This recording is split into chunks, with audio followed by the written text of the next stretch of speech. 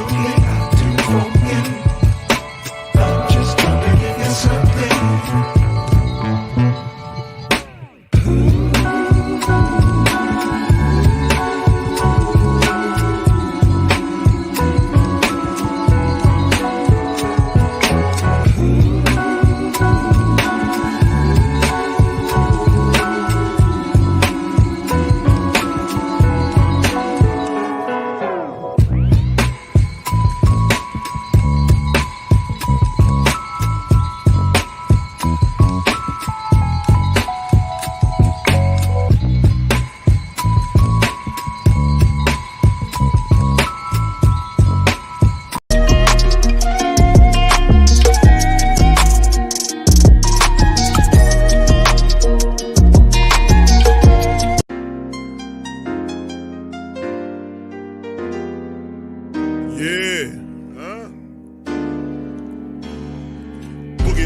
I'm a who that. I'm a who that. Long as I'm living, I'm a who that.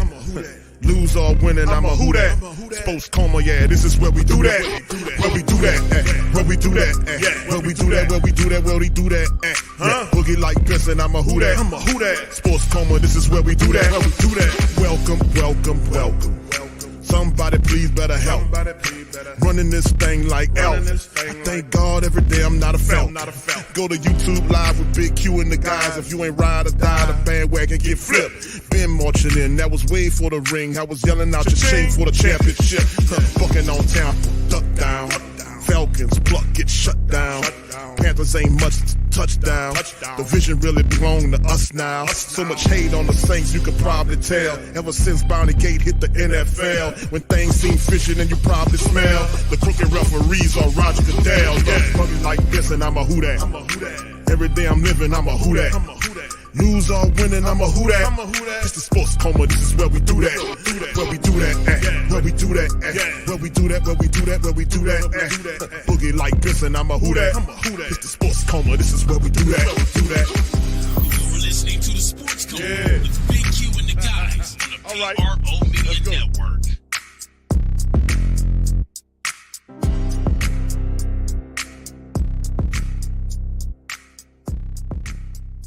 All right, welcome. You're now rocking with the Sports Coma with Big Q and the guys, where we have intense, entertaining, educating, and enlightening sport talk from your favorite sports fam. Shout out to the fam. Appreciate y'all being with us with this quick stream on Saturday night, kind of reacting to what the hell we seen from the Saints matchup last Thursday. It is Saturday now. Got an opportunity to kind of go over everything, look at everything. And let me tell you something, it's not looking very good, but they got a lot of time to turn this around, man. A lot of football left to go in this season. So shout out to the fam. Appreciate y'all being in the stream. First and foremost, shout out to the LSU Tigers. They took care of business tonight, knocking off Army, blanking them. Shout out to the Tulane Green Wave. They handled the business as well. So both our college clubs down here got wins. And of course, the Saints did not. So, yes. All right. So anyway, this show right here, Saints facing big issues as they fall to 3-4. Later on after the news, we're going to allow the family members to chime in. It's not going to be a long late night show, of course.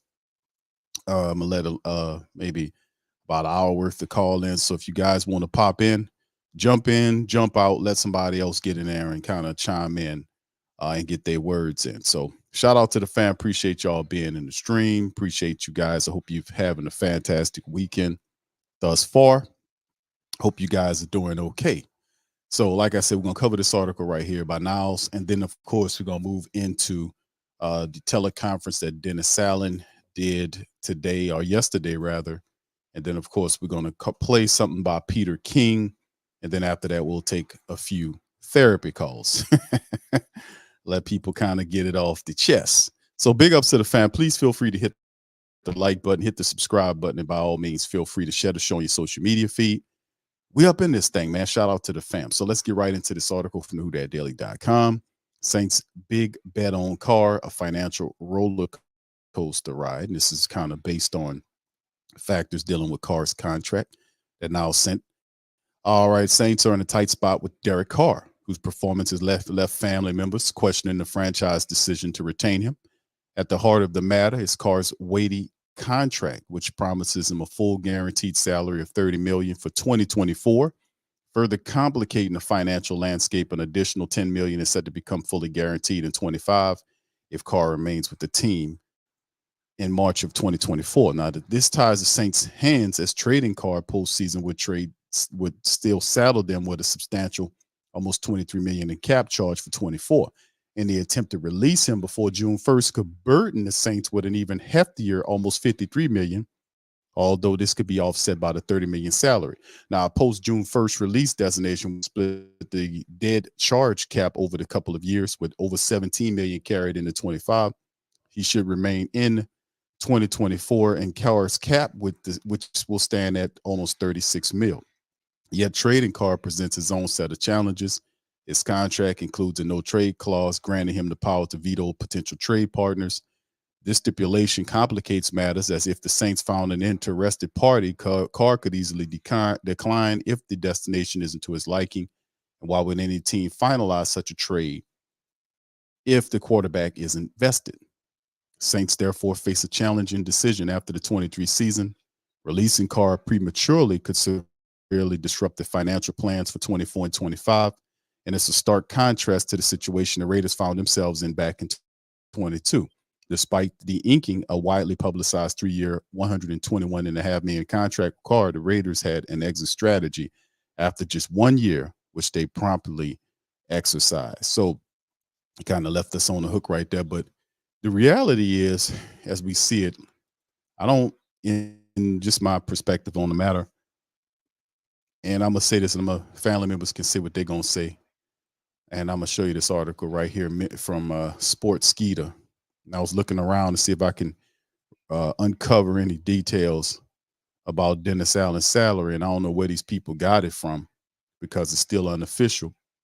But I'll show you what they're saying his contract is worth. Now, this is not validated, but I'll show you that in a second. But my thought process on the Carr deal is the Saints are stuck with Carr. That's what the thumbnail says. You're stuck with him. You're stuck with him. And when you bring him in here, you understand that after 1 year, they're not going to get rid of him after 1 year. They're going to try to sell you on a second year with him and Dennis Allen. That was the game plan. Like last year was a lot of pressure to get rid of Dennis Allen, because a lot of people felt Dennis Allen wasn't head coach material. He had lacked certain attributes that head coaches that are successful have. And that's quite evident with the team's recent string of losing against 9 playoff teams that we don't consider, I ain't going to say on Saints level, because the Saints ain't showing no level right now. So, but what's really interesting about the whole dynamic is Carr's not going anywhere right now. Okay, we're just looking at the money and what the litigious stuff behind it is, the paperwork behind it. Not going anywhere right now. You're not going nowhere right now. You know, just to keep it real with you, neither is Dennis Allen. I'm just going to keep it real with you. The Saints are going to do everything they can. Remember, and let me just say it like, remember last year when the pressure was on the Saints so hot and heavy last year from the 7-10 season, they were supposed to do press conferences at the end of the year. Did they do those press conferences? No, they did not. They ran. And then when Mickey Loomis and them finally came back to the press conference, he said, and we got this all on tape, we're just recorded on these shows, it's all, it's all archived on the shows. That's why I play a lot of it, because a lot of that stuff disappears later on. But on here, he said that he was upset himself and had to take some time to chill. Now, of course, between that time frame, he played golf and did all of the little stuff right there. But no, if you was upset, you'd have done something. If you was upset, you would have done something. Everybody knew that this was not the good hire, and everybody knew why you hired Dennis Allen, because Sean Payton told you to. That's the long and short of it, as they say. That was the long and short. That's the only reason why we got Dennis Allen, because nobody else was interested in hiring him. Nobody else even took the time to offer him an invitation for a head coaching job. I still don't know how he beat out Doug Peterson, who has a championship ring, who came in here and kicked you in between the washing machine and the dryer, as they say. So we understand, man, that these people get blindsided by they make bad decisions because they're too damn close to the pitcher. And that's the problem at times. But everybody in mind knew that. Dennis Allen wasn't a good choice. But the Saints delved in and dug in even deeper and said, okay, what else do you need? Last year was an aberration. You went back from 9-7 to 7-10. Saints are currently 3-4 right now. Prior to the season, what you need? Well, we need health to be an issue. Saints have relatively been healthy in terms of the skill set players. They struggle with some offensive line issues, but still could have won games. You see them went and got the quarterback that he drafted. Put him there. Several coaches they've added that have had success. But like I said, when the offense struggling, and it's not just a harmony type state where they're competing and, doing this, the Saints irresponsibly took 3 quarters before they tried to win the game in the last quarter. They had 9 points in 3 quarters and then tried to put a bunch of points together in the fourth quarter to win the game. What sparked the offense, the 2-minute, doing the 2-minute offense? That's something I was saying previous. It's not hard. If your offense is struggling, you need to to get the tempo up, jump into the 2-minute offense, let it create a spark. Also said, before even looking at any film, that Derek Carr standing up there and he's not going through his progressions. Everything is rushed and he's dumping it down. You look at the statistics and you see how often he's dumping it down. That's a clear sign that he's not cycling through his progressions responsibly, because you can't tell me as many times as you're dumping it down that there's not a better option upfield. He's not seeing it because he's roughing through his progressions because he's not comfortable. Like I said, he needs to calm down and make the throw. So, and then there's arguing and fussing between wide receivers who didn't run out routes. And Chris Olave is not known to be a slacking ass wide receiver. Chris Olave didn't do that at Ohio State. And people are stepping up and defending their guy because that's a bad mark. You don't know wide receiver that's worth his salt. Want somebody to pin on his name that he's a slacker and that he doesn't finish routes like he's supposed to. If Derek Carr was a real leader, Derek Carr wouldn't do this. He wouldn't be bitching and complaining on the sideline about one throw that went or one whatever play that he's seen as a problem. What about all the other bullshit you've been doing out there? How about all the overthrowing and underthrowing? The fact that you're not seeing wide open wide receivers running down the field on plays. How do you explain that? Is that Chris Olave's fault as well? See, the main issue on the field and why the Saints offense is not excelling is because of their quarterback. Now, of course, they're going to have people that's going to come out, including Dennis Allen, and they're going to stand up there and protect this guy because to sink him is to sink Dennis Allen. He's tied at the hip with Carr. So he's going to try to do everything they can to protect Carr. So if he was a real leader or anybody that was worth his salt, he would own those mistakes and don't put we in it. Just say I. You don't have to say we need to play better. Speak for yourself. Because you're the problem. You are the problem. You are the damn problem on the field. So anyway, let's move on to this, man. And this is an article right here, Sports Skeeter. So you say they got Dennis Allen's salary on here. I don't know if this is true. I'm just using this as a reference point for the conversation. Dennis Allen makes around $5 million annually with the Saints, and this is where a lot of people are getting the information from. They're saying this is actual Dennis Allen. This is not verified, so I'm telling y'all this. This is not verified information, but this is what's floating out there, and this is what some of the reporters were saying his contract numbers are. But like I said, they said he makes around $5 million annually, right? Last year, they said he signed a deal worth $32 million for 4 years. And it is saying at 32 mil at 4 years. At 4 years. That is not more than the annual $5 million. And that's what I'm saying. this is what they believe it is. If that is indeed the case, which I don't think it is, but maybe it is, depending on how. Because it's a reason why you would keep his contract if it was league annual. And this is the common sense of it. If it was an annual contract, like an annual salary that most coaches in his uh, range of whatever he is, his level gets, that's one thing. Nobody would not review or release the details of an annual average ass contract. It has to be more than the annual is saying that it is for you to say, like, you know what, let's hold on back right here. Because if he doesn't work out and they find out how much we paying him, this could be some stuff on me. So this is them, Mickey Loomis in particular, given the option to not to release those details of his contract, which would also explain why they're not quick to release him or fire him after first year or even the second year, because they don't want to cut him or fire him or whatever you're going to do, and then have to pay him, settle with him, and then bring somebody in here to do his job. They're not interested in that. They don't want to compound. They just want to bank out and make money. They don't want to pay out any money. That's how these guys work. So it's very interesting and intriguing all at the same time. But the reality is, I just think that the Saints, they have a lot of time on their hands to figure this out, but it's not very good to have beefs inside of the team locker room that's leaking out to the press and players commenting on comments from press reporters about what's going on in the team. That's not going to work.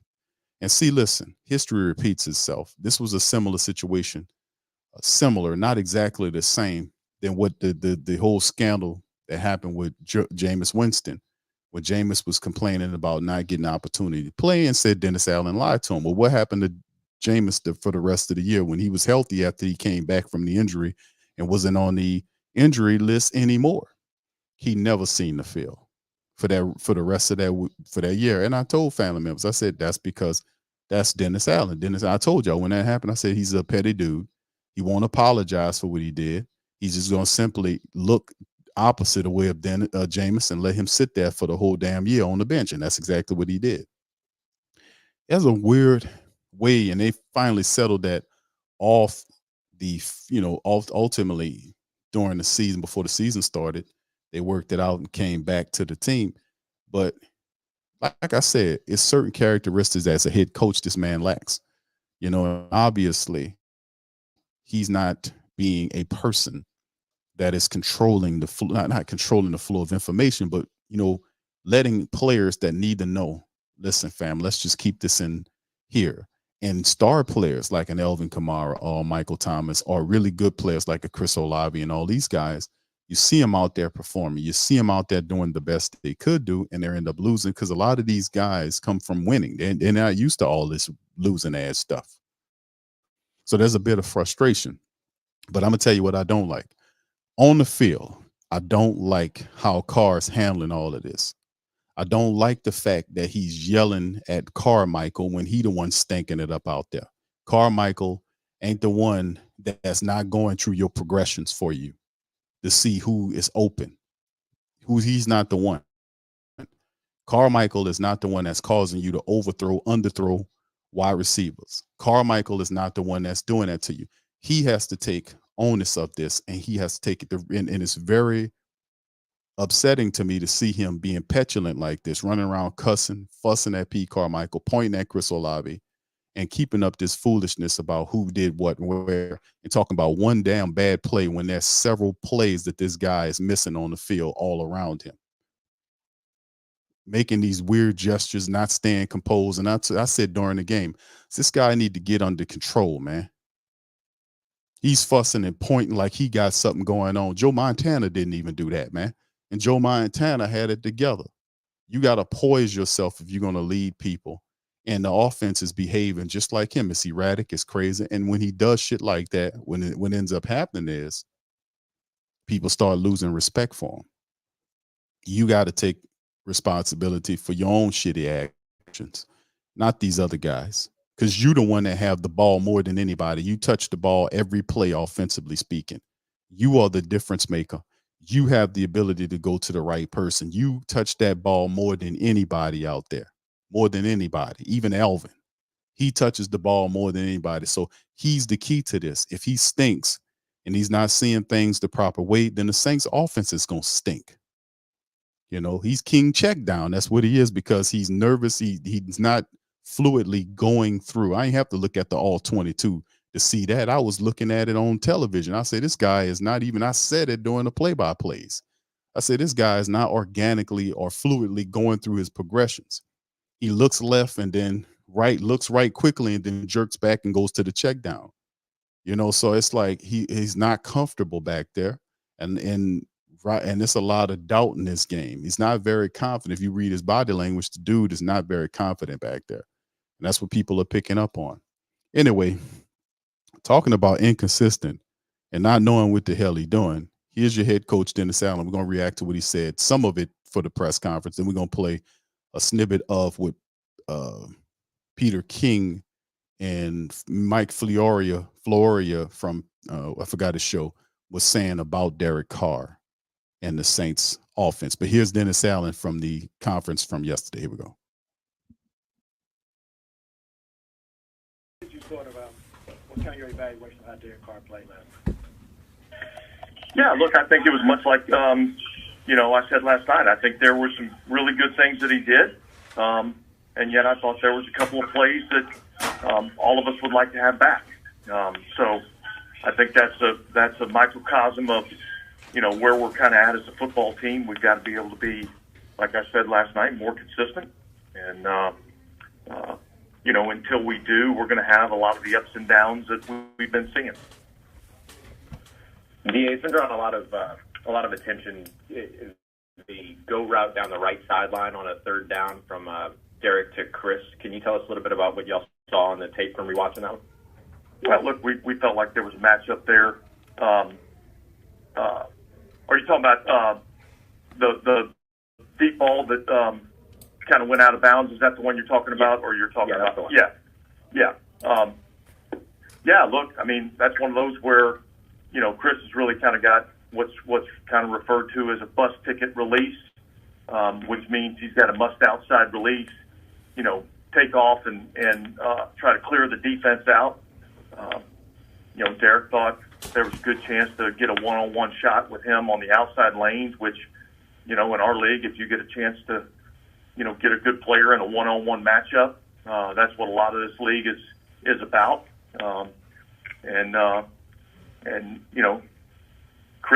Chris didn't, he didn't run that route the way that it needs to be run. So that's what happened. So we end up having a throwaway there. All right. So what about the rest of them, though? We're not going to sit here and be misdirected and pushed into one throw or an interaction of him acting like he was petulant, pointing down the field, fussing. He didn't run the route correctly. What about the rest of them? What about all the rest of the funky drives that he operated and ran into the mud? Can we discuss those? What about all the other stuff, the overthrows, the underthrows, the missed opportunities when guys are running free and clear down there? Could we talk about those? See, this guy's going to protect Carr because he's tied to the hip with Carr. He wanted Carr here. He did everything he could to run at Carr. So ultimately what's going to end up happening is he's going to sink and swim with Carr because he's tied to him. This is what it is. So people know what time it is. All right. Shout out to you, Brent. Thank you, sir, for the Cash App. Thank you, sir. Let me read your Cash App here. He says, Brent, he says, for somebody do need a bus ticket. There you go. So, okay. He said, okay, I'm gonna send it to you, Brett. I'm gonna put it right after we do the right after we play these two interviews, and I'm gonna open up the phone lines for about an hour. Then I'm gonna cut out because I'm not trying to do a super long show. So, I just want to get the family members in there so they can get their thoughts on what happened during the game. But we're gonna get through it. But thank you, bro. Appreciate the Cash App. Thank you. Far too kind.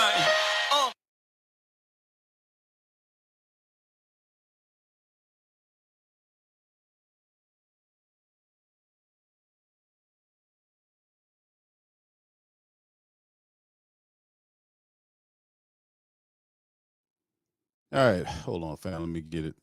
There we go. I know a lot of attention has gone to, some effort things and things like that with Chris has come up a couple of times in that, but so certainly not just with him. But how are those things that you approach and try to clean up on a daily basis? Yeah, well, look, I just was talking to Joe Woods just a minute ago, talking about some of those things from a defensive standpoint. So I think all of those things are things that, like I said last night, we get an opportunity to kind of reset just a little bit. And I think those are all things that have to be addressed, over this little kind of, call it mini bye. And those are things that need to get cleaned up, because if they don't get cleaned up, we're going to continue to get the same results. Would you say the decision to not start Trevor Penning is 100% performance-based, or is there some other component to that decision? No, I think a couple of things. Look, I think some of it is performance-based. Some of it is, I think, when you have a young player and they have some struggles, what you don't want is them to continue to struggle and lose that confidence. And so I think it's an opportunity for him to kind of, like I said before, get a chance to see the game from a different perspective, and then get a chance to get into practice and work to improve, and yet, maybe not have all the pressure of having to go out and perform on game day.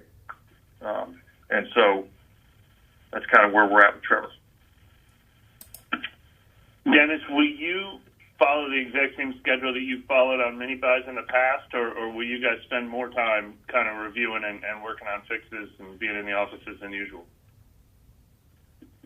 Yeah, I think we're gonna be. I'm out of pocket for a personal reason, and so there's going to be a lot of work that's going to be done, and yet it won't be all in the office. And how much do you think you guys will consider like significant changes to how you're doing things, who's doing them, all that kind of stuff while you have this reset period? Yeah, I think that's all stuff that needs to be evaluated. So I wouldn't say that we've made any decisions on that at this point, and yet I wouldn't say that we've ruled anything out at this point. So I think we'll just we'll take some time here over the next couple of days and kind of look where we're at. Offense, defense, kicking game. What do we need to do better? How do we need to do better? I think we've identified some challenges. All right, but it's not about identifying the challenges. It's about finding the solutions to those challenges. So that's what we've got to work on. That's what we've got to get accomplished.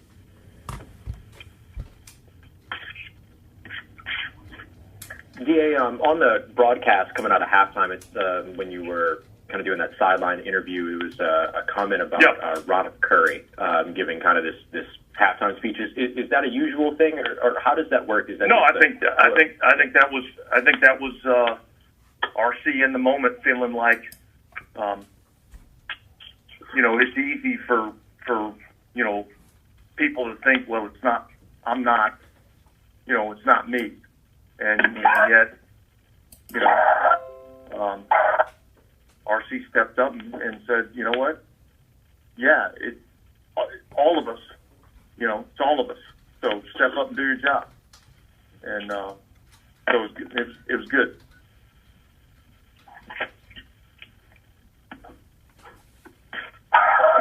One of the things that you had mentioned last night was Pause it for a second, fam. Shout out to the fam. Quarterbacks, just to make mention of it. Remember, the Saints attempted to get Deshaun Watson. They went all out for Watson, and that was what last year they tried to get Watson. Watson ultimately, got bought out by Cleveland, sold to go to Cleveland for the money. And really, I don't think he was serious about the Saints, to be honest with you, because while he was holding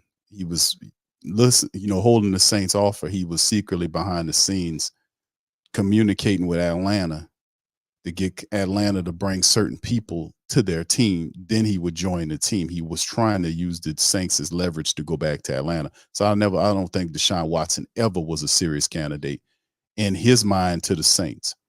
The second year under Dennis Allen, he made it a point to go out and get. He went hell bent. He tried to trade for him at the end of the year. Carr turned him down, with the move. He wanted to get the money. And see, this is and the thing about it is when you bring a guy like that in here, with this team was already a very good team. They're not a bottom dwelling team. They had talent here. Elvin Kamara, Michael Thomas, Chris Olave, Rashid Shaheed. They had talent here already, Juwan Johnson. These guys were already very good. They just needed somebody to be competent, just to be able to deliver the ball on time, lead the huddle. And that was something that we was missing last year due to injury to our quarterback room. So Carr was supposed to be the guy to come in here and help out. We're 3-4. So right now it's not looking very good for Carr, because the way to get guys with you, because it appears to me that you have a split locker room here. You don't need this to win, and you can't win with a split locker room. So the Saints have big issues. That's why the show's called that. They got big issues beyond the field. Because guys, and I'm not saying guys, because I know who it is, it's Carr. It's one guy needs to take responsibility for poor throws and being a petulant child out there fussing and complaining when he making more mistakes than anybody. He's not owning it, because it's and see, that's going to be a teardown, because the pressure, you cannot get away from the pressure of $150 million contract over 4 years to this guy. And this, what you getting in your first year through 7 games, is a guy that don't want to claim total responsibility for what's going on. Don't talk about them in there. You speak for your own self. If you want to talk about people respecting you, you have to speak for yourself. Me personally, a question was asked from one of the family members, which quarterback that I would prefer. I can't even see that right now, bro, to be honest with you. And I can't even see that. I just want a competent quarterback that has a clock in his head, that feels the pocket, that understands when the pocket collapses, that he can't stand in there and get sacked on, that he has to be able to step up and deliver an accurate ball. If he needs to put some air underneath the ball to float it to one of our receivers, that he should do it, that he can do it. If he sees an opening in front of him, that he takes off and pick up 5 yards or 10 yards because nobody's spying for him, something like that, to be comfortable enough to be able to cycle through the progressions, because the way he playing, he don't believe in the offensive line in front of him. And that's why I was saying the Saints need to take the ball out of his hands, because they're not going to bench him. And we have a lot of time between now and the Colts game to be able to figure out what changes. But all I hear is the same rhetoric that I've been hearing over the last several weeks, is that we got to clean it up. Very general stuff that he always says when they have a bad performance, that we got to clean it up. We have to figure out what to do. It's the same stuff. And they said that prior to the 2-game losing streak that we're currently on. We have to clean. It's the same stuff over and over again, which frustrates people, which indicates to people that you don't have any answers, that you don't know what you're doing. So it's very sad, man. But Ronald Curry should be given an opportunity. He's not going to throw Pete Carmichael under the bus. He was supposed to now I don't want him to throw him under the bus, but when somebody's not performing and the offense is suffering, because the offense is dragging the whole team down, is dragging the team down. Is dragging the team down. The offense is supposed to be carrying the team, and the offense barely scores touchdowns. It was just like somebody put jet fuel in the offense to force him to do something. It was 1 million check downs. Elvin did a fantastic job. Michael did a fantastic job. And then, truth be told, he delivered a catchable ball to the left corner end zone to Foster Monroe, who simply dropped it.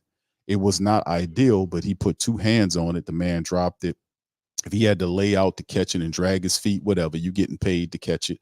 That's unexcusable. I have no patience or no tolerance for guys dropping touchdowns. I'm sorry. If you're dropping a first down ball or something, two things that you cannot do. It's a cardinal thing that you shouldn't do. Is drop a touchdown pass that you need to tie a game or to win a game, or dropping a third down where you need it to get you to some new set of downs to keep you in the game. Those are two very, those two cardinal things that you cannot do. A drop touchdown in the back of the end zone, which could have tied the game. You can't do that, bro. And the man was beat down and he had to do all that kind of stuff. Yeah, that's a part of the game. You going to drop some. You got plenty of season left, but he got to work his ass off to come back and fix it. But now he's not the only one. It's also Carr. But really and truthfully, say one play did not win the game or lose the game. That's some bullshit, man. That's BS. If he catches the ball right there, the game is tied. We'll talk about one play to take pressure off of him. No, you cannot make them take away the accountability. He dropped it. Let him live with it. It'll make him a better person. This man's fought through cancer. You don't think he'll make it through dropping a touchdown ball in the 7th week of the season? This man beat cancer. Of course he can be able to make it through this. It's just a game in his mind, and he's won at the ultimate game. He's still living. He beat a disease, dropping a touchdown ball. He'll make it through it. But you cannot protect them from the school. You can't protect them from those things. Those things supposed to come to make you stronger and better as a person and as a team. So I ain't shielding none of them from no irresponsible, from what they're supposed to be accountable for. Whatever you do, you have consequences for you. You got to live with it. So let's go back to this. Here we go. In kind of the hurry up that, there's a lot of calls being made at the line by Derek. Can you elaborate on kind of what that process is, as best you can, in terms of how those plays are called in those hurry up situations? Yeah, so typically when you get into one of those 2-minute hurry up situations, there's a smaller menu of plays. Mm-hmm. And so there's, call it, I won't get into specific numbers, but there's, a number of plays that we can get to. And a lot of times Derek is getting to, based on what he's been seeing, the best play for that look.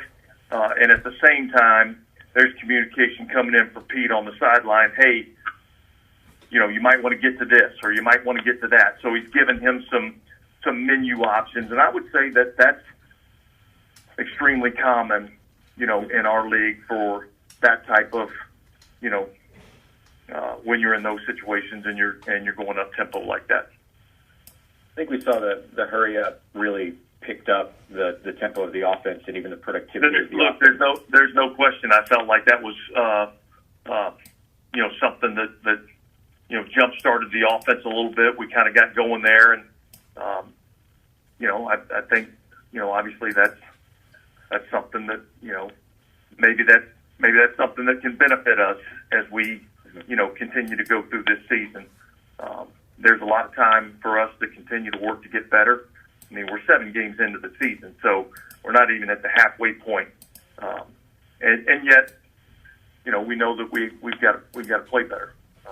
So I thought coming out of that game, I thought there were some encouraging things in terms of our ability on offense and things that we can do. I think we saw what we can be offensively, and so I think we got to really evaluate what we're doing in those situations and see how much we can incorporate that in, to a weekly occurrence. And yet, as I said last night, you're not gonna be able to play every game throwing the ball 55 times or playing every game in a 2-minute offense where you're, throwing the ball every down. That's just not gonna. That doesn't lead to a lot of success in our league over a long period of time. So I think that's something that can be a part of it, and yet I don't think that's something that kind of becomes who you are going to be on a play in and play out basis. All right, so let me add this to it, because they got family members that probably don't know or realize that, or maybe people that don't follow the Saints as much as we do. Dennis Allen has a short leash with the Who Dat Nation, and this is not something for this year. This is something that carried on from last year when the team went backwards as opposed to going forward. It went from 9-7 to 7-10, and now you're looking at teams the Saints should beat. We should be able to beat a Green Bay. We should be able to beat A Tampa Bay led by Baker Mayfield, we should be able to beat a young Houston Texan team that played competitively. But a lot of what's going on with Dennis Allen is his own doing. And hell, I didn't do it. I didn't coach the team, and people are saying, Q, it's a lot of football left. But brothers, sisters, this people don't believe in Dennis Allen. You got to give people a reason to believe. They're not going to believe in junk. They're not going to believe in just anything. You got to give them some kind of proof or evidence to make them understand that you know what you're doing. And that's the problem here. The people aren't wrong here.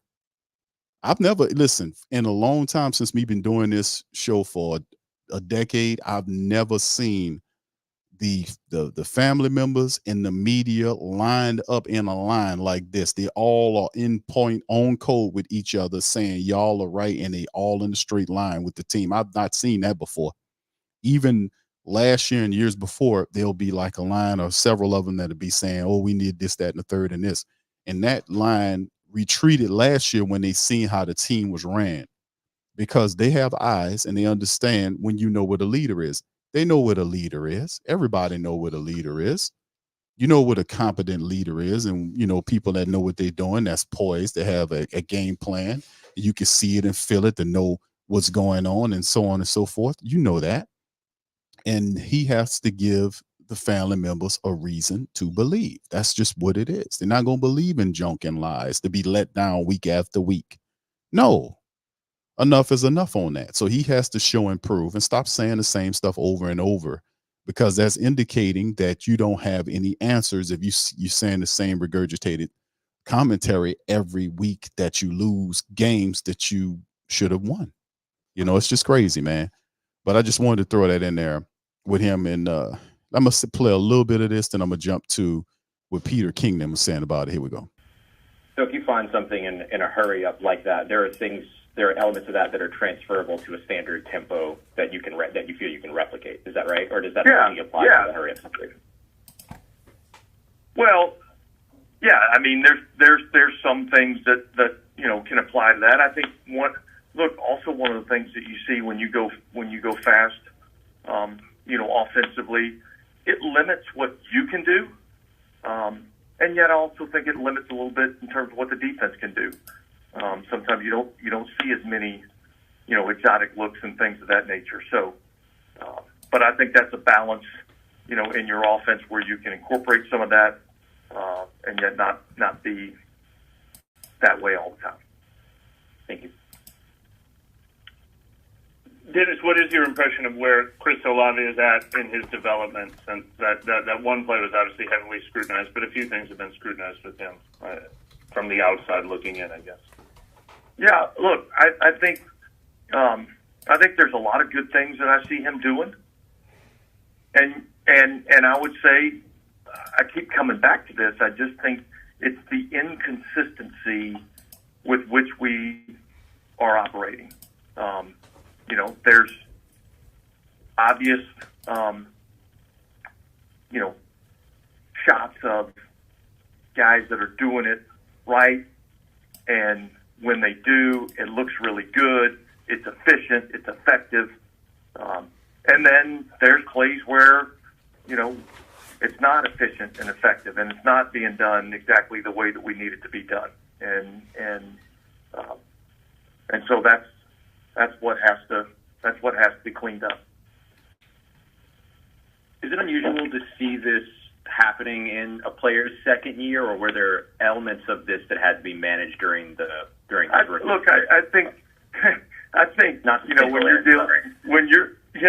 you're dealing with young players, I mean, I think you do see inconsistency, and I think that's something that we have to continue to work on. I think that's something that he has to continue to work on, and a lot of our guys have to continue to work on. I don't think you need to pinpoint Chris Olave like that. Maybe he should kind of delve in on his quarterback. Go to your quarterback and talk to him and use the same energy toward that quarterback. And everybody know, even people that are novice to the game understand and know that Carr has a major issue here. He touches the ball more than anybody. Because you could talk about Chris Olave till you're blue in the face, but he's not the only one the ball's getting sailed over his head, or just running routes and not getting the ball. He's not the only one, that you see that happening to. So, I mean, I want to see that same energy, that same intensity when you talk about your quarterback, because I really do think, like I said, and I watched the film, I see what time it is, I know what's going on here, and a lot of it's tied to him. And maybe, just maybe, a lot of times when people don't believe in a quarterback, you see that. But I'm telling you, this type of talk causes splits in locker rooms, because you need to focus all that on your quarterback. He heads the offense on the field. He needs to be the person you pay attention to. Anyway, let's get beyond him for a second. We're going to go to our next person. And this is, I'm going to play a little bit. This is Peter King and Mike Fioria. They're talking about the Derek Carr situation. Let's hear what they had to say, and then we'll move on to taking calls. Here we go. Experiment between Josh McDaniels and Derek Carr. And lo and behold, that's why they benched him after 15 games. They needed him to be healthy so they could cut him right after the Super Bowl. If he wasn't healthy, they wouldn't have been able to cut him, and they would have been stuck with $40 million additional in full guarantees. That's why it was Jarrett Stidham time. That's why he disappeared. He was upset, etc. Now, Peter, we pivot to what the Saints did after he finally became available.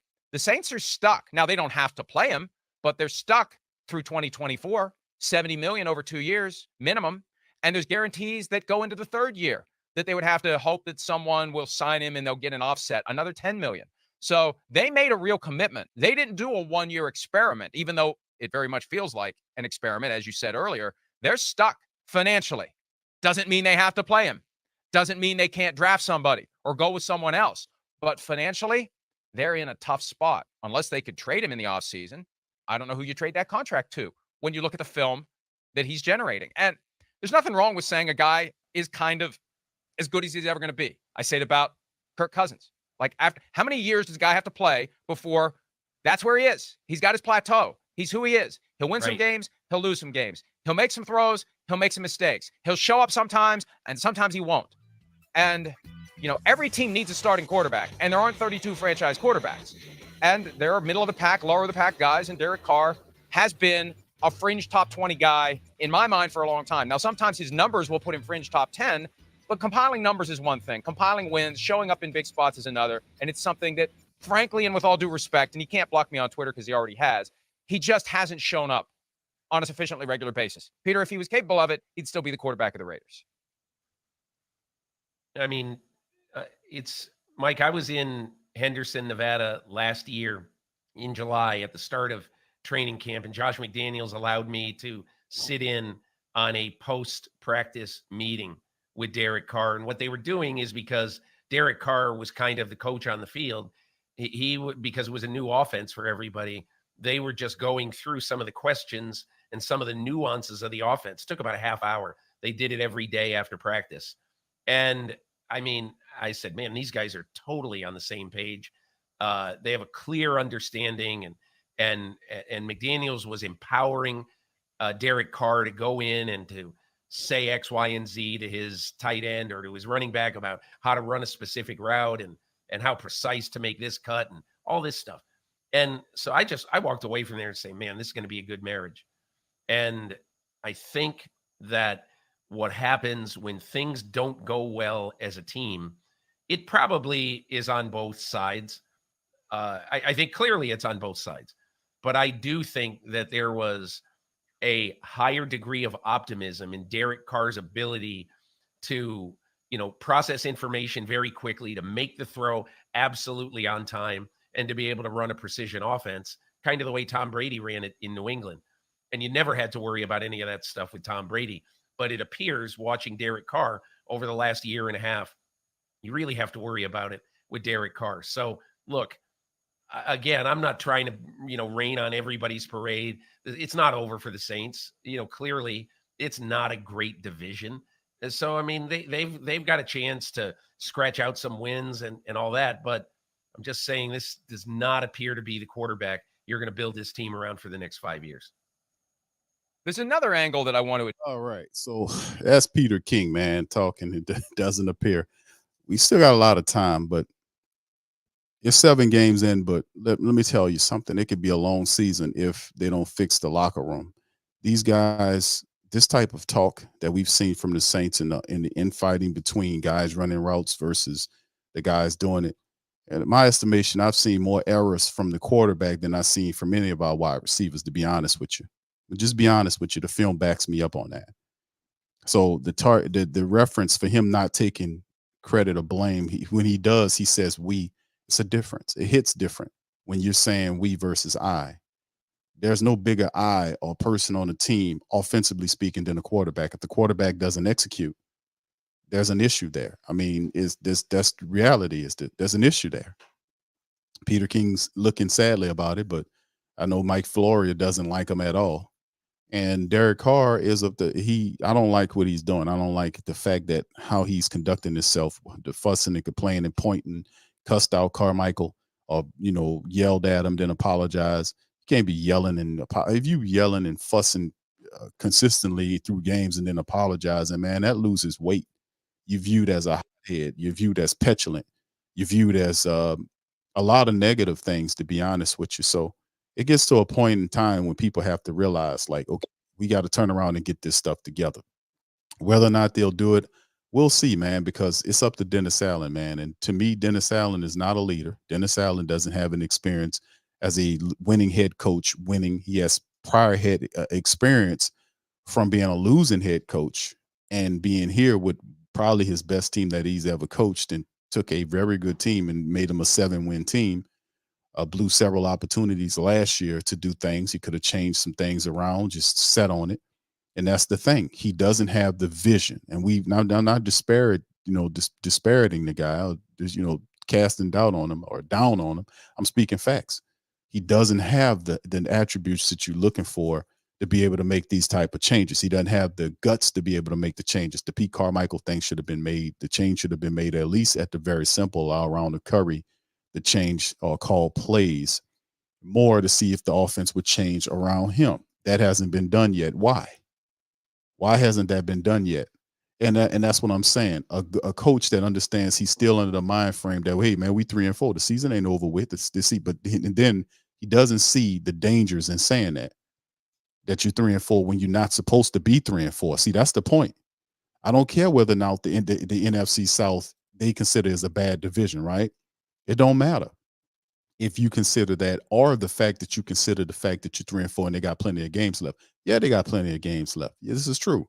But as a head coach, I could say it got plenty of games left. But as a head coach, you tell that to the media, but you can't inside of the building say, hey, man, listen, y'all be cool. We got plenty of games to turn this all around. No, they have to have a certain set of, some urgency in the building to turn this around, because not only are you sub 500 by a game, but you also don't even see he got a split in the locker room, which is something that you can't turn the season around if your locker room is split, if you create division in the unit that you need to have harmony or chemistry there. You can't have the quarterback complaining and bitching at the wide receivers and telling him stuff about him not running routes when that same quarterback throwing the ball all over the place. He missing not just a lobby, but he missing everybody else. He missed Taysom Hill. He throwing over the heads of Mike Thomas. The pass he threw to the defensive back how was Mike supposed to catch the ball he's supposed to throw it through the body of the defensive back to get the ball. He didn't even give him a chance. Bless you. So, I think it's just awful at the end of the day, but he don't even realize he got a split offensive room, and he can't have that. He can't have that split offensive room. So anyway, with that being said, fam, listen, I'm gonna bring in a few guys. Y'all listen, like I said, I'm not gonna be here all night. If you want to pop in, the link is pinned to the top of the chat. Pop in, drop your thoughts, and allow somebody else to pop in. Let me hear from you. Tell me what you think about the offense, how you figure it'll turn around, and we'll move on to the next people. So we'll bring in Brother DeWright. How you doing, sir? Welcome on in. How you doing tonight? Hey, what's going on, Q? What's happening, brother? Good, brother. Feel like I'm play-by-play in a funeral, brother. So, but we all good. You know what, Q? I'm disappointed, man. I am very disappointed because I saw things from an optimistic standpoint, and watching the game, man, watching the season play out, I'm really disappointed. I'm looking at Derek Carr, and it's clear to see I mean, when I say it's clear to see, it's really clear to see that he's really not the answer.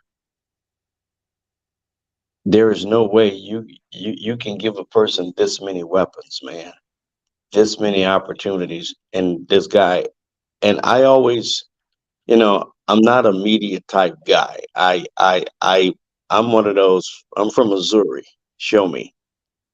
But when you get to the red zone, as many times as you get to the red zone, and you can't produce, man, that is.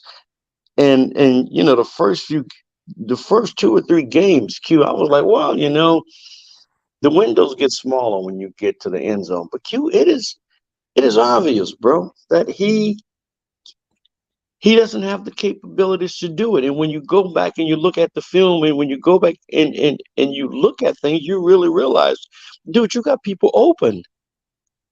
You just have just like writer's block, you have QB block. When you get inside and that window gets smaller, you really have QB block. And it's obvious. Pete Carmichael does the same thing. They say that he's a great game planner. Well, that's good. You great at game planning, but when it comes to inside of the heat at that moment, keep Pete Carmichael have what's called, offensive coordinator block. He can't play the game. He can't call the game based on the instinct of the game. And that's sad. And then when you look at Dennis Allen, the first thing you think to yourself, man, look, let me ask you a question. Are you a general or are you a lieutenant? Because guess what? This is your army that you're supposed to go to war with. And you go into war and you can listen to his interviews. And each week he's losing more and more and more confidence in himself that maybe I bit off more than I could chew. Maybe this is not for me. And you can hear it in his voice because the excuses sound the same. You are saying the same thing week after week after week. I listened to Mike Tomlinson when his team was losing. And this man said, I'm going back and things going to change. I'm coming back with things differently. Dennis Allen don't have that, man. He doesn't have that. And I would hate to say, man, you know what? They told us so. But Q, they told us so, bro. That's all I got, man. Totally disappointed. All right, brother DeWright. Sorry to hear you like that, man. But hey, we be in the same boat there, my friend. I appreciate you chiming in, my brother. Thank you here. You're welcome, bro. Who that? All right, that's brother DeWright, man. Brother DeWright sound low in the dumps, man. We gotta lift him up, man. We're gonna figure it out some kind of way, somehow, some way. We're gonna bring in the OG himself, OG Jerry. How you doing, brother? What are you thinking about the Saints, my friend?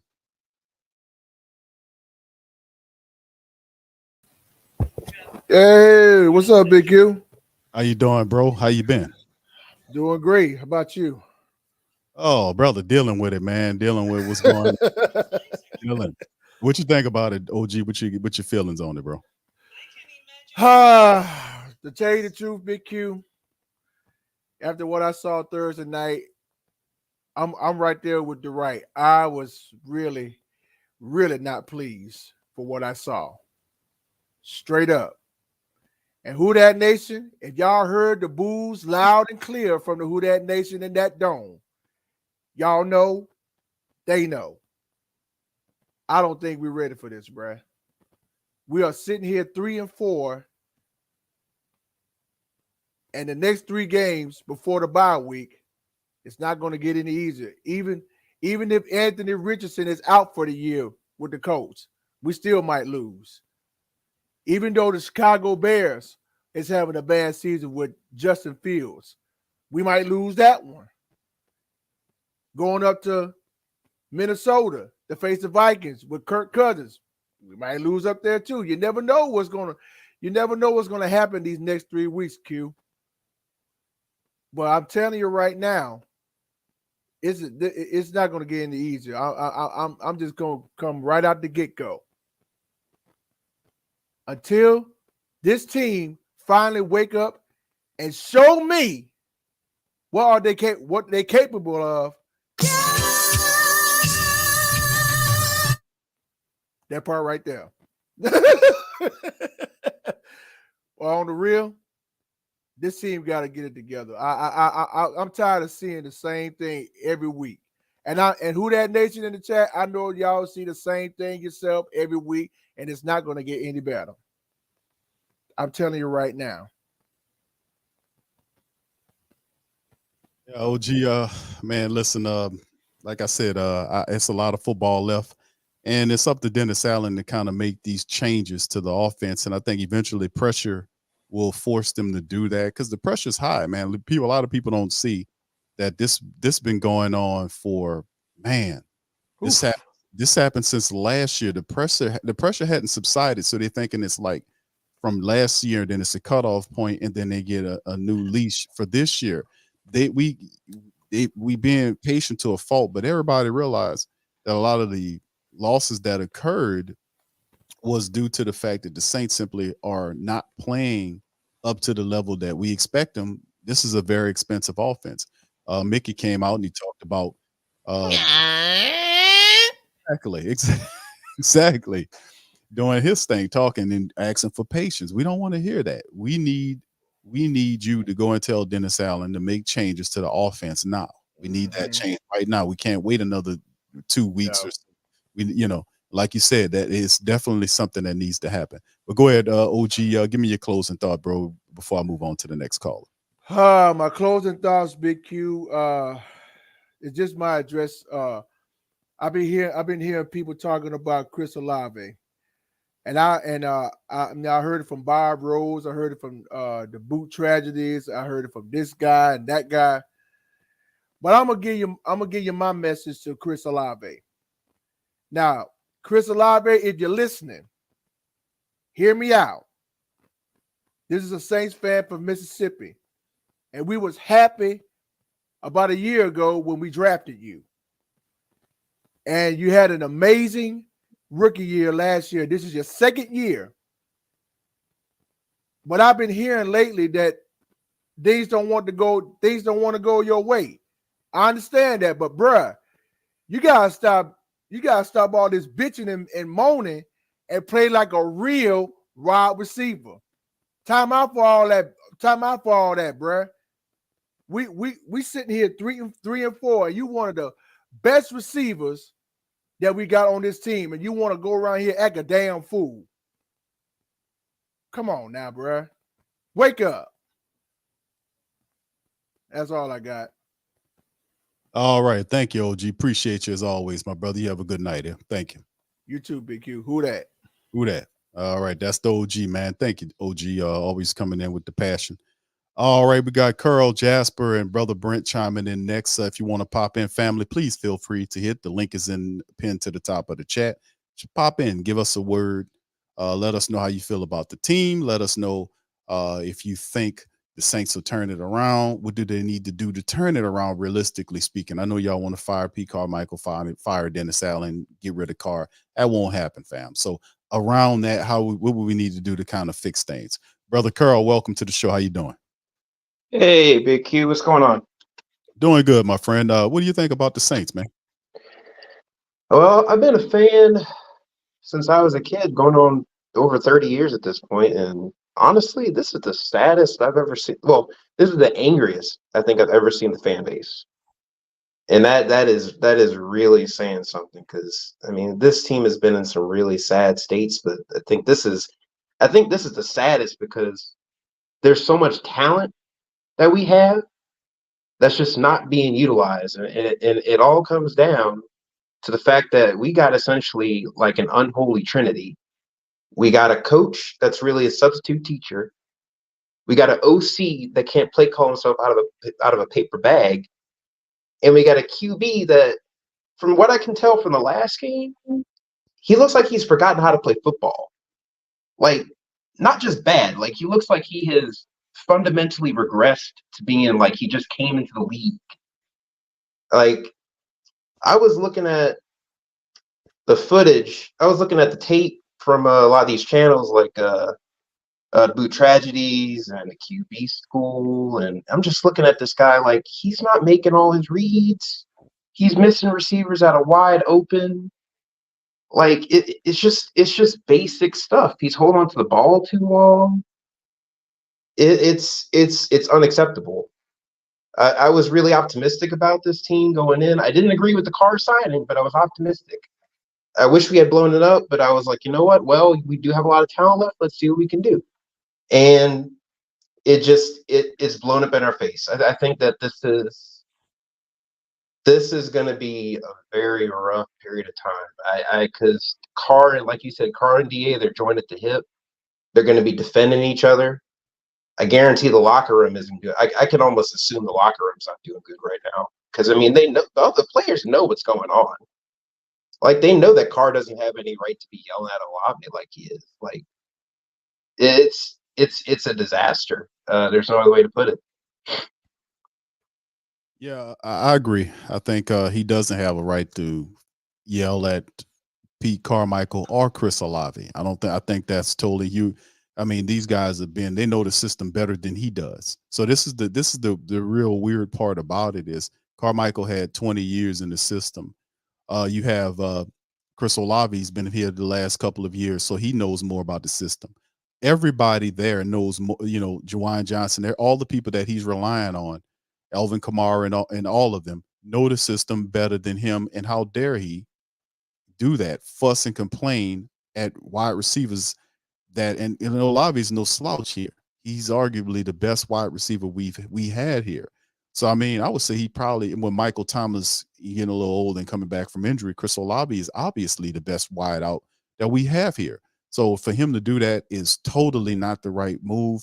You can see by the stances when Mike Thomas is backing this guy. You can't fuss at him like that. That's Mike's boy. And also Rashid Shaheed and all that those three guys are close. You need all those guys. And also don't forget Alvin Kamara's facial expressions during this time frame where Jameis was talking to him on the sideline, all this kind of stuff. So, I mean, like I said, Kamara said, on social media, for you to mind your business. Hey, but bro, that's in the public's view. If you doing that, do that shit behind in the closed doors somewhere in the locker room where nobody can see. But if you out there, that is for the public to see. They're seeing a team that is struggling like hell, and they can tell they're not blind. They can see the locker room has issues and is disjointed. People quarterbacks fussing at his coordinator. All this madness is going on, and it's obvious a split here. And Dennis Allen really, to me, doesn't have the ability to bridge the gap, so to speak. But Carl, thank you I'm gonna give you an opportunity to give me a closing comment, bro, on that, and we'll move on to the next caller. Well, I guess all I have to say that's left is I think everybody needs to buckle down and be prepared for some rough times coming, because I don't see I realistically can't see DA going until maybe next year unless something really awful happens. But I have my doubts. I mean, this ownership, the GM like Loomis, I don't think that I think he needs to go. I think we need some fresh blood. I think that we need a more modern approach to how we're managing the team, how the team is coached, how we approach the draft. Loomis has been here too long, and I hope that Gail knows that too. But who dat? Hope I'm wrong. Hope we get better. Thank you, Carl. Appreciate you for dropping by, man, and good common sense thought, man. Appreciate you, and who dat to you, brother. All right, that's brother Carl, man. Appreciate him. All right, Jasper, Brent, Gardner, I see you, Brent, fam, and brother Wallace, man. Y'all hold tight. Here's Jasper. Jasper, welcome on in, brother. How you doing tonight? Oh, what's going on, Q? What's going on with you? Good, man. I'm doing as good as I can do, brother. But oh yeah, speaking with y'all makes it a lot easier. I tell you what. But bro, what's your thoughts? Oh yeah, my thoughts is I see Dennis Allen getting 3 more years. Let me tell you why. Because Pete Carmichael will get fired at the end of this season because he's gonna blame Pete Carmichael for the failure of this season. He's gonna get a new offensive coordinator. That season gonna fail. Well, this is first year with the new offensive coordinator. They're gonna give him another year. So next year, DA is going to be here because he's coaching like a coach, knowing he's not going to get fired. That's why you don't see a sense of urgency with him making changes. That's why you don't see him change his press conference. He already know I'm just going to recycle the same old stuff. I got to clean it up. He always hit us with that. It's only 7 games in the season, guys. We only game back in our division. I don't care about none of that. You know what I mean? I waste my time watching you. My time is valuable because I ain't gonna get that time back. But I see the team. The team is then Derek Carr. He's yelling like on the field like Chris Olave. If the play wasn't meant for him to go, if the play wasn't meant for Chris Olave to get the ball, I don't see the problem with that. But people do. But that's what I feel about the team. Yeah, I agree, brother. I agree. Something has to change, and definitely has to change. And Carr's approach has to change, and he can't keep apologizing week for week for blowing up at people that know the system better than he do. I hope he knows that. I mean, that's absolutely insane to me that he's fussing at people that know the system better than he do, and he just got here. He's struggling his tail off. So I mean, you expect these guys to. I mean, it's just ridiculous, man. At the end of the day, but who's going to check them? Who's going to tell them the right stuff? Who grabs responsibility from the offensive room and says, look, we got to get this together? Michael Thomas, them are frustrated. Alvin Kamara, all these guys are frustrated. Kamara has said several times during the media pressers that he has to go out and talk to Carmichael about running the ball. And I'm like, really, this dude the offense flows through him because it can't flow through the $150 million quarterback you have. Because like I said, he doesn't have the offense to do it. I was just saying is I was talking to my wife the other day. I said, if Tom Benson was alive right now, what would he have done? He probably I'll ask, what would you think he had done, Q, if he was still alive and this was going on with the team? If he was still alive, Sean Payton would still be here. That's number one. Sean Payton, I believe Sean Payton would still be here if Tom Benson was still alive. So we wouldn't be dealing with Dennis Allen. That's my thought. If he was still alive, I think Sean Payton wouldn't went anywhere. I think Sean Payton would still be here. The quarterback situation would be a lot different than what it is because Tom Benson being alive changes Sean Payton. It wouldn't be the Sean Payton, the big-headed, overconfident Sean Payton that we was getting in toward the back end of those years before he left. It would have been more of an under control Sean Payton because Tom Benson would have checked him. He would question his decisions in terms of what he was doing, and he would have had a better product on on this team. And I promise you, if Tom Benson was still alive, you would have at least another championship ring, because Tom Benson not only knew football, but he would challenge Sean Payton's decision making in that building. So that definitely changes everything. That's exactly what we're missing. The team look at Miss Benson as a auntie. Well, she just going to say you got to do better. She's not. I don't think she's the type of owner that is going to go and check DA or check DA to tell him make changes or you're going to get fired. I don't think we have that owner. It started at the top. It started at the ownership. We could talk about the coaches and everything. The coaches are only going to do what they're allowed to do. They only going to do. They feel like they're going to do what they're able to get away with. If they feel like they could be mediocre and win a few games here and there and keep their job, that's what they're going to do. So it started at the top. Absolutely, Jasper. Thank you for chiming in. Thank you. Appreciate you as always. Who that, brother? All right, that's brother Jasper. Always like to hear from Jasper, man. Shout out to you, Jasper. Shout out to all the family members.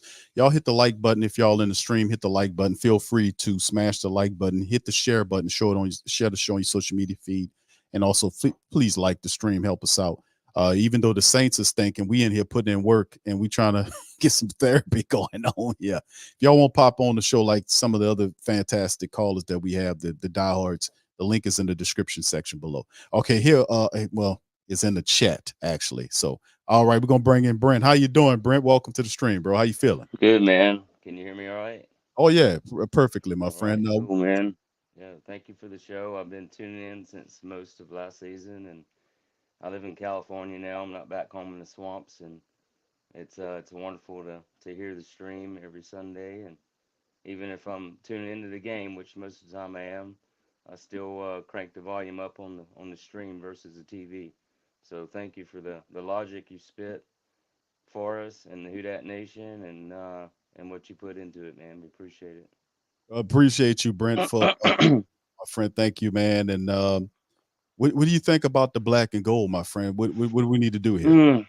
You know, Jasper just said something about owners and taking ownership, and it kind of makes you, I used to look at Jerry Jones like he was too involved, but maybe that's what we need. Maybe we need some ownership and some owners that are getting a little bit more involved.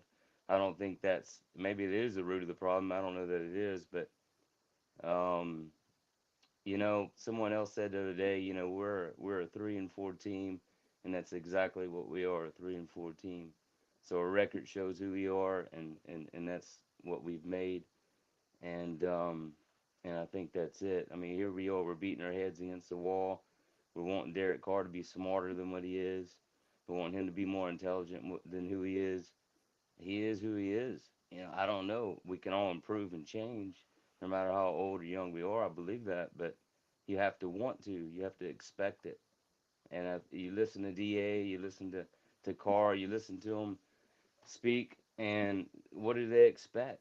I think they're doing what they expect. I don't think they really expect. I think Carr, he shows some passion through anger, but to be a winner and to overcome challenges, you need to be solution oriented, not focusing so much on a problem that you just explode. You're not coming up with an alternative and adapting and overcoming in situations. Just throwing his hands up, throwing a little crybaby party instead of coming up with a solution. What's the solution again? A cleaning solution? From DA, and um, DA talking about how the season's we're not even halfway into the season yet. Well, we're close. We're very close to halfway. And what do they expect? I just don't hear passion from them. Like you said, they sound too vanilla. I agree with that. Man, what's it gonna equal? What's it gonna equal? They're not talking about big changes, and I mean just changes in play calls and execution. They talk about cleaning up a little bit or doing what we're gonna keep on doing, what we've been doing.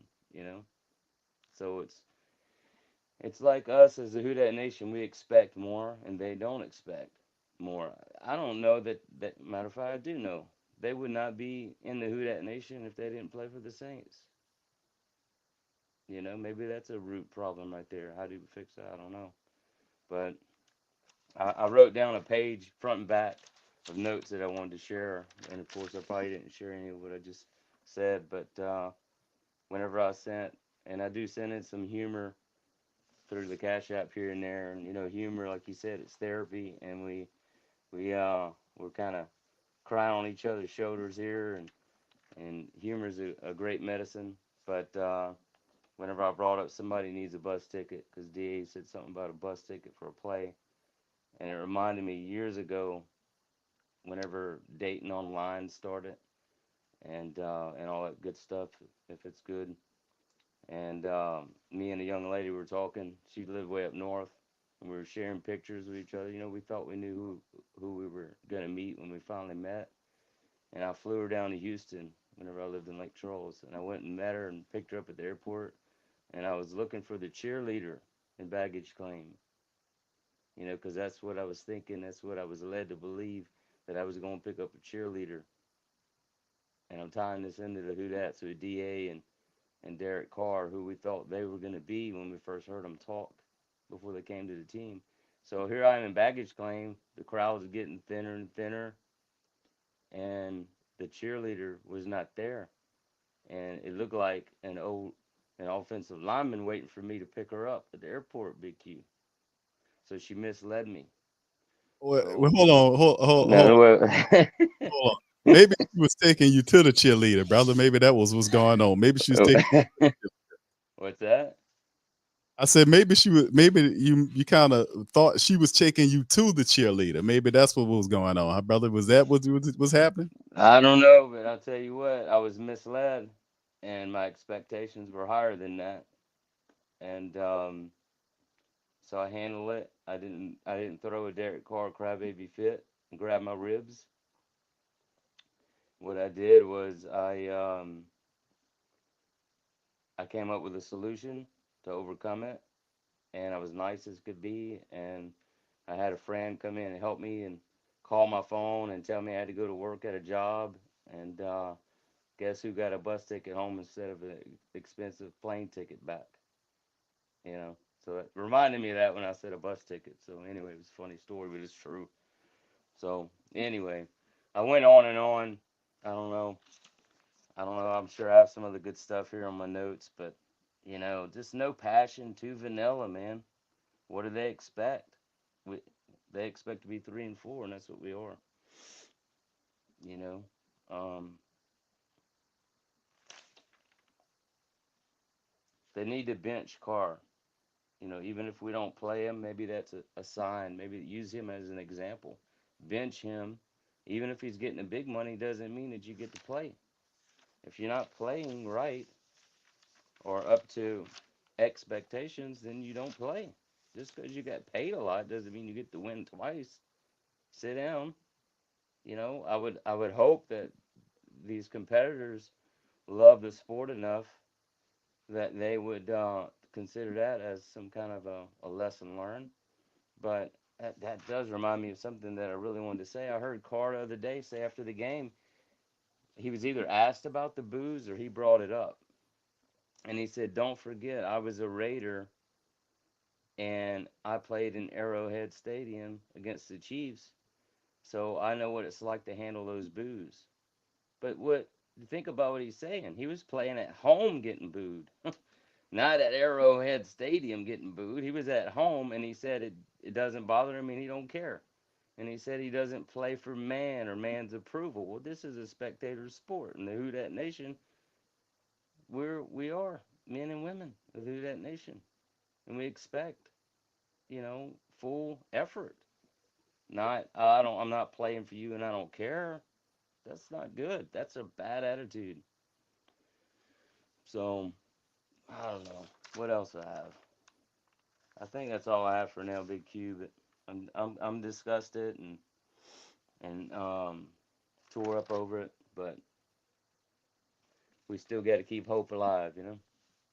Yeah, Brent. Hey, I appreciate you, man. And you kind of you brought some humor and levity, bro, with that story to the family members, man. And we appreciate that, bro. So as always, man, thank you, Brent. Appreciate you, man. And who that to you, brother? Who that? All right. Shout out to Brent, man. Brent.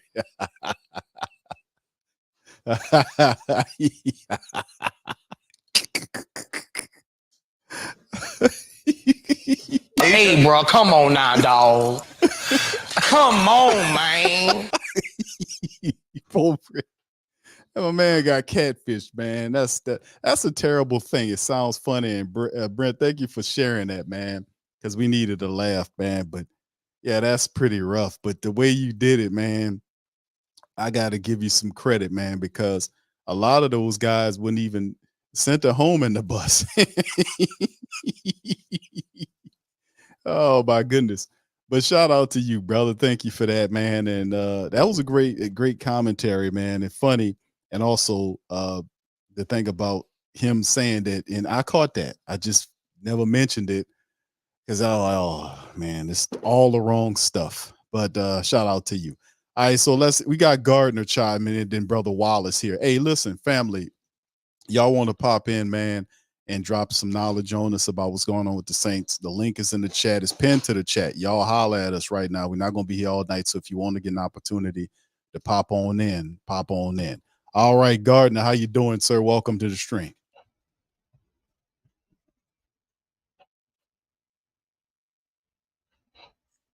Hey man, thank you for having me here. I hope y'all can understand me and hear me. Is my audio coming through? Yes, sir. Yes, sir. It's coming through. You got a little delay, but you could just start talking when you're ready.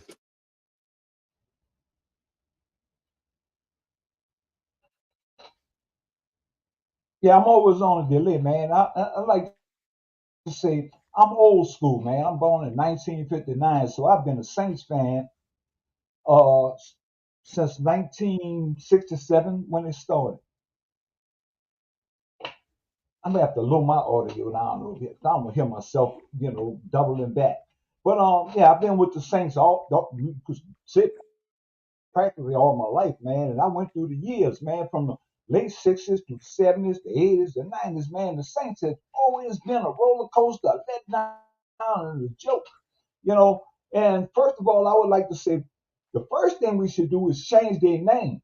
from the saints, man. Do y'all know what a saint is? People pray to the saints. They make novenas. You know, they go to church, to Catholic churches, you know. We live in a saint city, St. Claude, St. Bernard, and so forth and so on. It's like a jinx, man. How can we play a game, a devilish game? You know, everybody else are prospectors, they are lions, tigers, and giants, but we're saints. Check me out on this, bro. Check me out on this. Don't we always lose to the sad teams? We got one of the easiest schedules going on right now. It can't barely can beat a team because we give blessings to the weak. You know, we had to play all the strong teams, we might be winning. All right, and that's just a little jinx, you know, a curse I think we have on us. We built the Superdome over Marie Laveau, so forth and so on. But I ain't gonna be on here chitting and chatting too long. What my comment is, I would like to see Carl and Jasper. Y'all had good points, man. We gotta start from the top, from the ruler to the tutor, man. We gotta start from the top. I ain't gonna say Gail Benson because she on the team, but her chief soldier that's in charge, that's Mickey Loomis. Man, we got to get rid of Mickey Loomis, man. Mickey Loomis don't put us in financial debt forever. Just like signing Derek Carr, $150 million. Sad dude who was benched last year. We got to get rid of this dude, man. We got to clean house from the top to the bottom. You know, it's just like the crime in the street. I can't expect the criminals to stop doing crime if I can't get the police chief to start his right. All right, and with that, you know, like I'm saying, I got this echo issue and all, and I'm kind of like chill out because I can't much hear myself.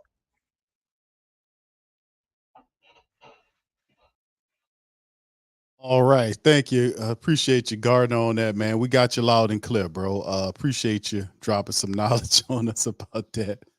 All right. So, fam, appreciate y'all, man. Let's keep it moving. Got Brother Wallace about to chime in next. But like I said, if you guys want to pop in, please feel free to hit the link. It's pinned to the top of the chat. Drop some game. Help us out. A lot of really good calls tonight, man. Really exciting calls, man. Really good educating calls and a couple of humorous ones as well. All right, so shout out to y'all, man. All right, Brother Wallace, welcome on in, bro. How you doing tonight? Hey, what's up, Big Q? How you doing, big brother? Doing good, my brother. Just talking to the fam. My friend, what are your thoughts on the Saints, bro? Oh, well, let me tell you, everybody frustrated, everybody talking, and you know, this and that, start from the top. You know, all that's true and all that, you know, I'm down with all that. But I think, bro, what the team need to do, like Alvin Kamara, Jordan, you know, all the captains, the leaders, just the whole team need to sit down with each other, just the players, you know, and talk with Derek Carr and ask him, hey, man, do you really want to be here, bro, with us? You know, what you going through? Because you're going through something, man. Something ain't right. Is you either hurt or your mind, you're not there mentally, or what's going on? Because it's easy to throw pitch and catch, bro, and you're not doing that at all. Well, man, you got all this talent, bro, and you're throwing the ball over the guy's head. You're throwing it to their foot. You is the problem. I know Dennis Allen is not no coach to get on his players and do the right thing. And Pete Carmichael, yes, he been calling plays, bro, when Sean Payton was there. But even though Sean Payton was calling them himself, and Pete Michael is not that talent to do that in situations as the players going on the field, you know. But I'm looking over all of that. I'm looking over Miss Tom Benson. I'm looking over your boy who you be messing over with, Mickey Loomis. I'm looking over all of that, bro. It's Derek Carr. The team need to sit down with him, bro. Because I think if the team was to tell them what's on their mind, sit down and say, look, man, we don't like this losing. You're going to have to tighten up and do better what you're doing, bro. Look at Alvin Kamara. Look at Michael Thomas. When you throwing the ball, if the play going to Chris Olave and he's covered, well, take a look around before you just throw the ball so goddamn fast when the dude is covered. He is the problem. If they sit down and talk with each other, bro, sometimes you got to talk with each other to get your problem through, right, Q? You got to sit down and talk, man. Do they have this? Can they sit down and tell each other what's on their mind? Can they have that discussion like that? I think they can, Brother Wallace, but the issue is can they? I think what we missing above anything is leadership here, because we can get to the bottom. Ain't gonna do it, man. He ain't gonna show that leadership over his team. I don't know what's wrong with him with that, bro. How can he do this defensive coordinator? Don't he have to get on him? His defense, if they mess up a play, well, now you over the whole team. So therefore, you got to get over your whole team. Now you got to get on them. So I'm trying to look at another way to go at this, because nobody on top is gonna do nothing about it. So the players got to step in, man. You mean to tell me if them players, like your boy, what's his name was the dude defense for the Ravens, Ray Lewis. You tell me if Ray Lewis was playing, he wouldn't go talk to that dude and be like, man, sit down, man, because your boy almost did on the sideline when he was hollering that little Chris Olave. You just got here. You don't deserve to fuss at nobody because you is messing up. You throw that ball over that little dude head out of bounds. How you gonna fuss at him, man?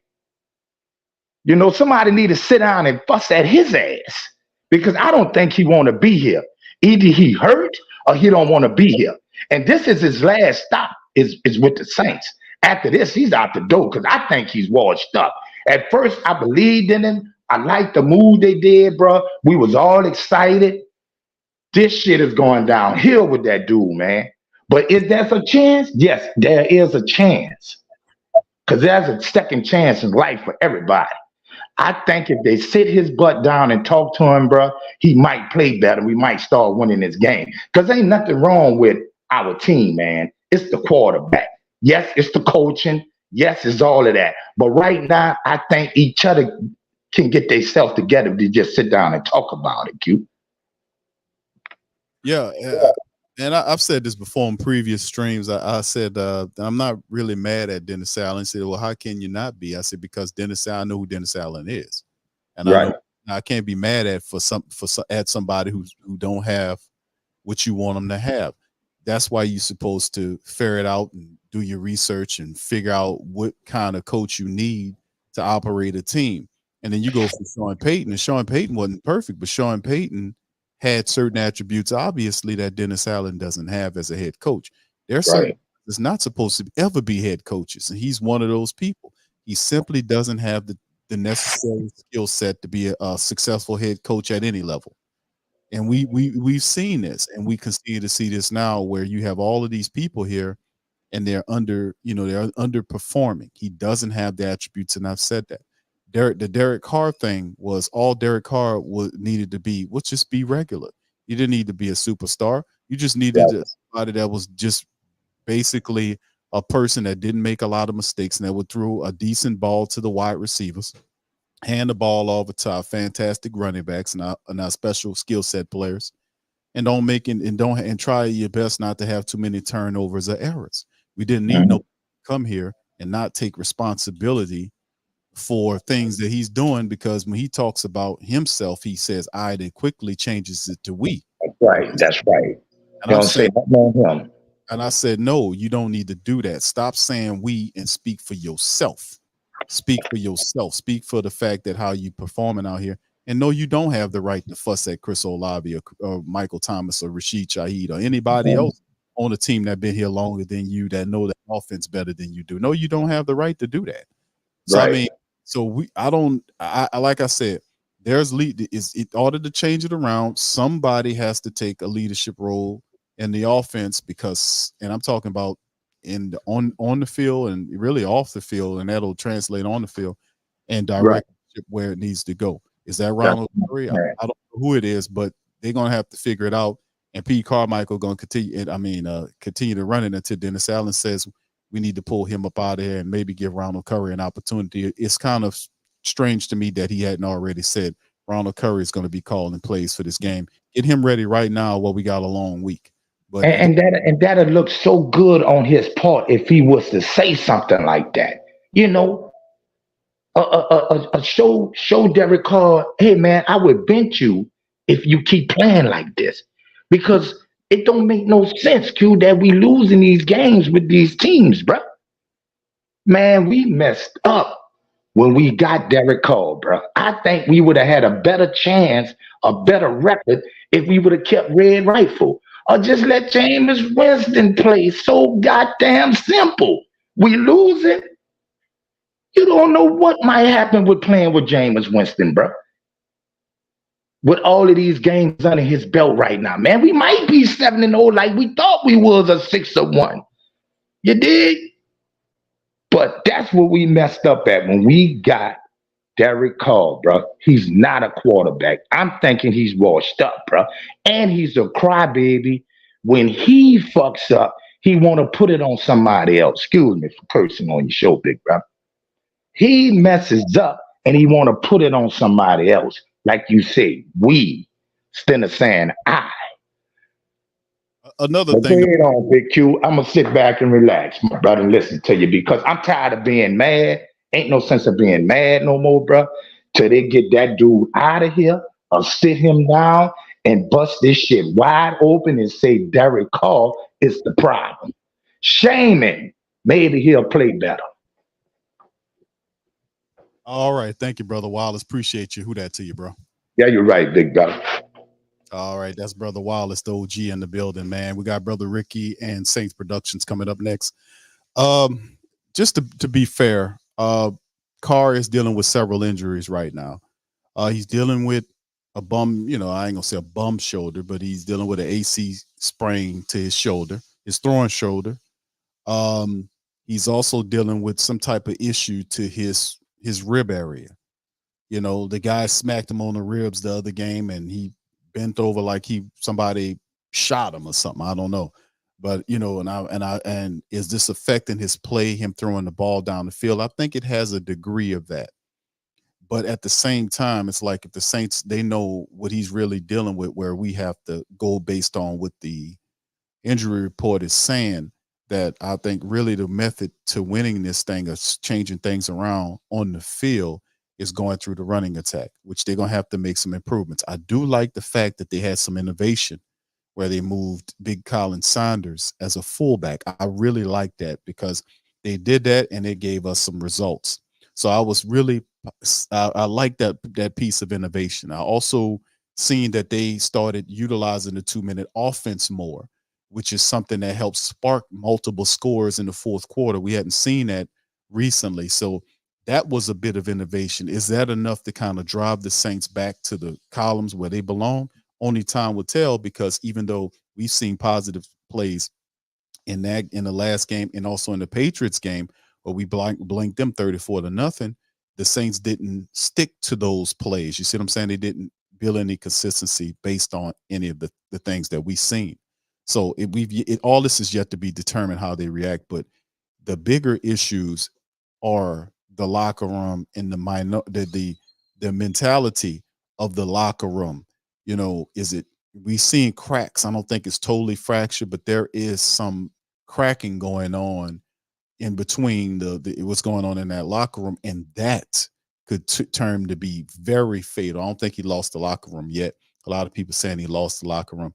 Nah, they wouldn't be this competitive if he lost the locker room, you see.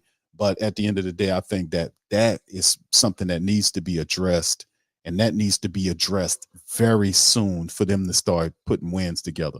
All right, we're going to bring in Ricky, then Saints Productions. If y'all won't pop in, please feel free to hit the link. It's pinned to the chat. Y'all come on in, drop some game on us, what you think about it. Have a little Saint therapy. This is your opportunity. Here we go. All right, Ricky, welcome on into the show. How you doing, brother? How you been? Big Q, how you doing, bro? Doing good, my friend. You been all right? Man, keeping my nose above water. There you go. There you go. Try to tilt the head back and a little oxygen every now and again. That's right. Talk to me about the Saints, bro. How you feel about them? No, man, this Derek Carr, the national media is mad that he's not winning. But they're not mad that he's not winning. And let me find that a little bit. Everybody in the national media, NFL Network, to ESPN, to Fox Sports, especially your boy Colin. His name Colin Coward. Yes. Colin Coward, the Coward guy. Yeah, Colin Coward. Yeah, this clown. They all wanted so badly to be able to say that the quarterback, well, not even quarterback, that James Winston was the problem. They wanted to be able to say it so bad. And now they can't. You never heard anybody from the NFL Network talk about Derek Carr to this degree. Ever through his whole team career. When he came to the Saints, oh man, the Saints, they Super Bowl bound. Oh, the Saints, they going to go with the NFC. Or they should be a first round buy. All this nonsense. I went back listening. I like Derek Carr. He's that guy that you think he is. And he's going to disappoint you out gate. And he did. And what are we now? 3-4? Yes, 3-4. 3-4. And honest, I'm gonna get ready to inject a little bit of reality into the fan base. If not from one person and one person only, would really be 2-5. And that's Ryan Tannehill. If not for Ryan Tannehill, Tennessee Titans out the water, man. Ryan Tannehill missed on 4 touchdown passes. And 2 of which the defense that had nothing to do with. He straight up missed the guy running down the field. And guys, he missed defense with nowhere around him. And then he should have hit in the end zone. If he put the ball on the guy, it's a touchdown. And then my man Derek Carr go in that game and throw an interception. Like straight to the guy. Like no sense around it. They could have flagged the attention to the ground, the ball would hit the ground. So I'm just like, give me James. Let's ride the rest of the season with Jameis Winston. And I guarantee you, we'll do a heck of a lot better than what we're doing now. And don't forget, when James first opportunity to start, he didn't go to training camp as the QB1. He had to go through and battle with Taysom Hill. So time away from camp with the one guys battling with Taysom Hill. And then they got into the game. His number receiver is not even the number 1 receiver. I mean, not even the number 3 receiver on any other team in the league. Who was doing now? Marquez Callaway. Where is he now? With Sean in Denver. Oh, is he? Yes, he is. Oh, and that's another point, man. I'm glad you brought that up. Dennis Allen and all these guys, every quarterback that they come to New Orleans, all of them suck. From Derek Carr, Russell Wilson, to Deshaun Watson. Just think, we got a $300 million easily. If we would have went out and got one of the 2 quarterbacks. So yeah, man, these guys suck. But I don't know what it is with Jameis Winston, but they hate this dude. They absolutely hate this guy. And my last point, Q, and I'm gonna wrap it up.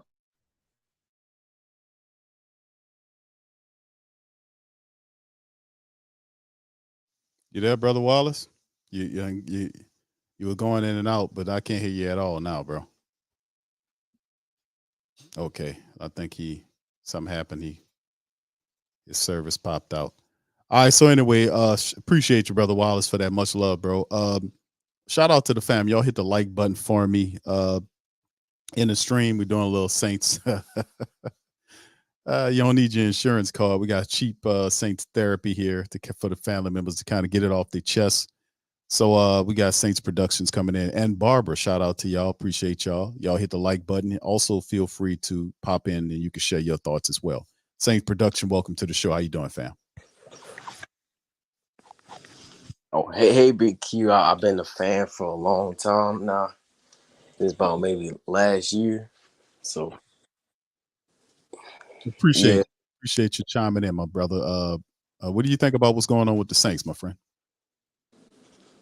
I mean, I feel like it's a mix of everything. I know we can blame Pete Carmichael and Dennis Allen. We could bash on them all day, but I feel like at the same time, I feel like Derek Carr, I know the offensive line has been playing the best neither, but I feel like our Derek Carr needs to adapt to that. Like, I feel like he needs to make better decisions and like make quicker decisions. But I also know that people are speculating that he may be injured too. So I feel like he needs to get maybe like some rest or something like that. Maybe put like Jameis Winston or something like that. To kind of compensate for that.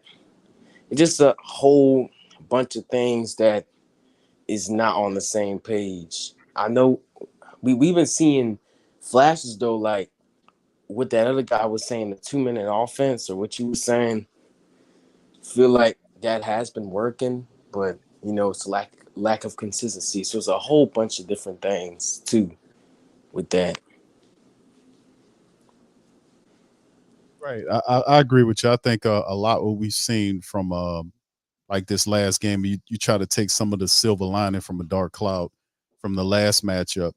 And this is something that people were saying, including myself, about Saints need. And I was saying it during the game. I was like, the Saints, when you have an issue with the offense and they're not clicking, a common thing and this is just traditional football that people do, is they go into the 2-minute offense. No matter if you're in the game and you're in the second, middle of the second, and your offense is disjointed. You'll snap into the 2-minute offense to gain a rhythm. Then you get out of the 2-minute offense and see if you can spark your regular offense. They stayed in like a 2-minute offense for a long period of time because they had 10 drives in the game and they couldn't do anything. They were stinking it up for 3 quarters. Problem is they made these adjustments way too late. They scored 9 points in 3 quarters and then piled a bunch of points on in the 4th quarter and basically ran out of time. They pinned themselves in the corner. And of course, we know Foster Moreau drops the ball in the left corner end zone, which could have tied the game and forced overtime if they wouldn't have went for the extra point or the 2-point conversion. But with that being said, they didn't have room for error to do that. They made these adjustments way too late in the game and they end up paying for it. So, I mean, its overall intelligence has to be better. But let me get your comment on that and your closing thoughts, my friend. Yeah, I think we have to do that better. Another point I was thinking, Dennis Allen, I'm watching all the interviews or the conferences after the game. He just keeps saying the same thing, so I don't really be worrying about it. It's not really a surprise to me. But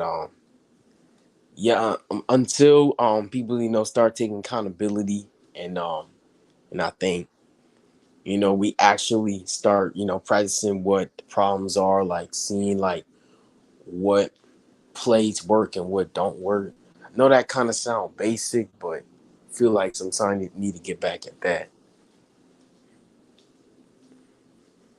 Well, yeah, you absolutely right, man. It definitely, a lot has to change, man. You're not kidding. All right, but thank you, my brother. Appreciate your support. Thank you for sharing your thoughts with us. Much love, and Who Dat? Yep, Who Dat? All right, appreciate the family members chiming in. We got Barbara coming up next, and AD. Y'all want to pop in? Please hit the link. It's pinned to the chat. You can be able to get in and share your thoughts before we close the stream. All right, Barbara, how you doing, Queen? Welcome on in. How you doing tonight? I'm doing all right, Q. How y'all doing, family? We doing pretty good, we as best we can do with all this madness. But hey, talking to the family eases the day. It makes it a lot better. What you think about everything that's going on, Barbara? What you think? I'm numb, Q. Yeah. I came into this season with very few expectations, considering that we were retaining both Pete and Dennis. So I knew we was going to see the offense look this way. And I was one of the ones who was absolutely incensed when they went and got Carr because I didn't feel like he was any better than what we had. Okay. And then there's, I love words and definitions. I have 3 words for you. The first one is imperious. And here's the meaning of the word imperious: assuming power or authority without justification. If that ain't Derek Carr right now, I don't know what is. The second word I have for you is energy. I don't like the quality of energy surrounding this team, and I think a lot of that comes from both Dennis Allen and Derek Carr. And it's Dennis Allen who has empowered Derek Carr to continue with his imperious attitude toward his teammates. And he's going to alienate a great many of them with this attitude. And the last word I have for you, and then I'm going to be out of here, Q, is karma. Karma. And we all know what karma is. It's a doctrine of cause and effect, that the things that you do are going to have repercussions in the future. The things that Dennis Allen did last year are having their repercussions now. And he's realizing the karma I always knew he would, that he created with Jameis Winston in the way that he treated him. Realizing that karma right now. And nobody deserves it any more than he does. But Who Dat Nation don't deserve this. Okay, that's all I got for y'all. Love you. Bye. Shout out to you, Queen. Appreciate you. Much love. Love you. And you be safe out there. And Who Dat to you. All right. All right. That's Barbara dropping game, man. How about the Queen, man? Imperious.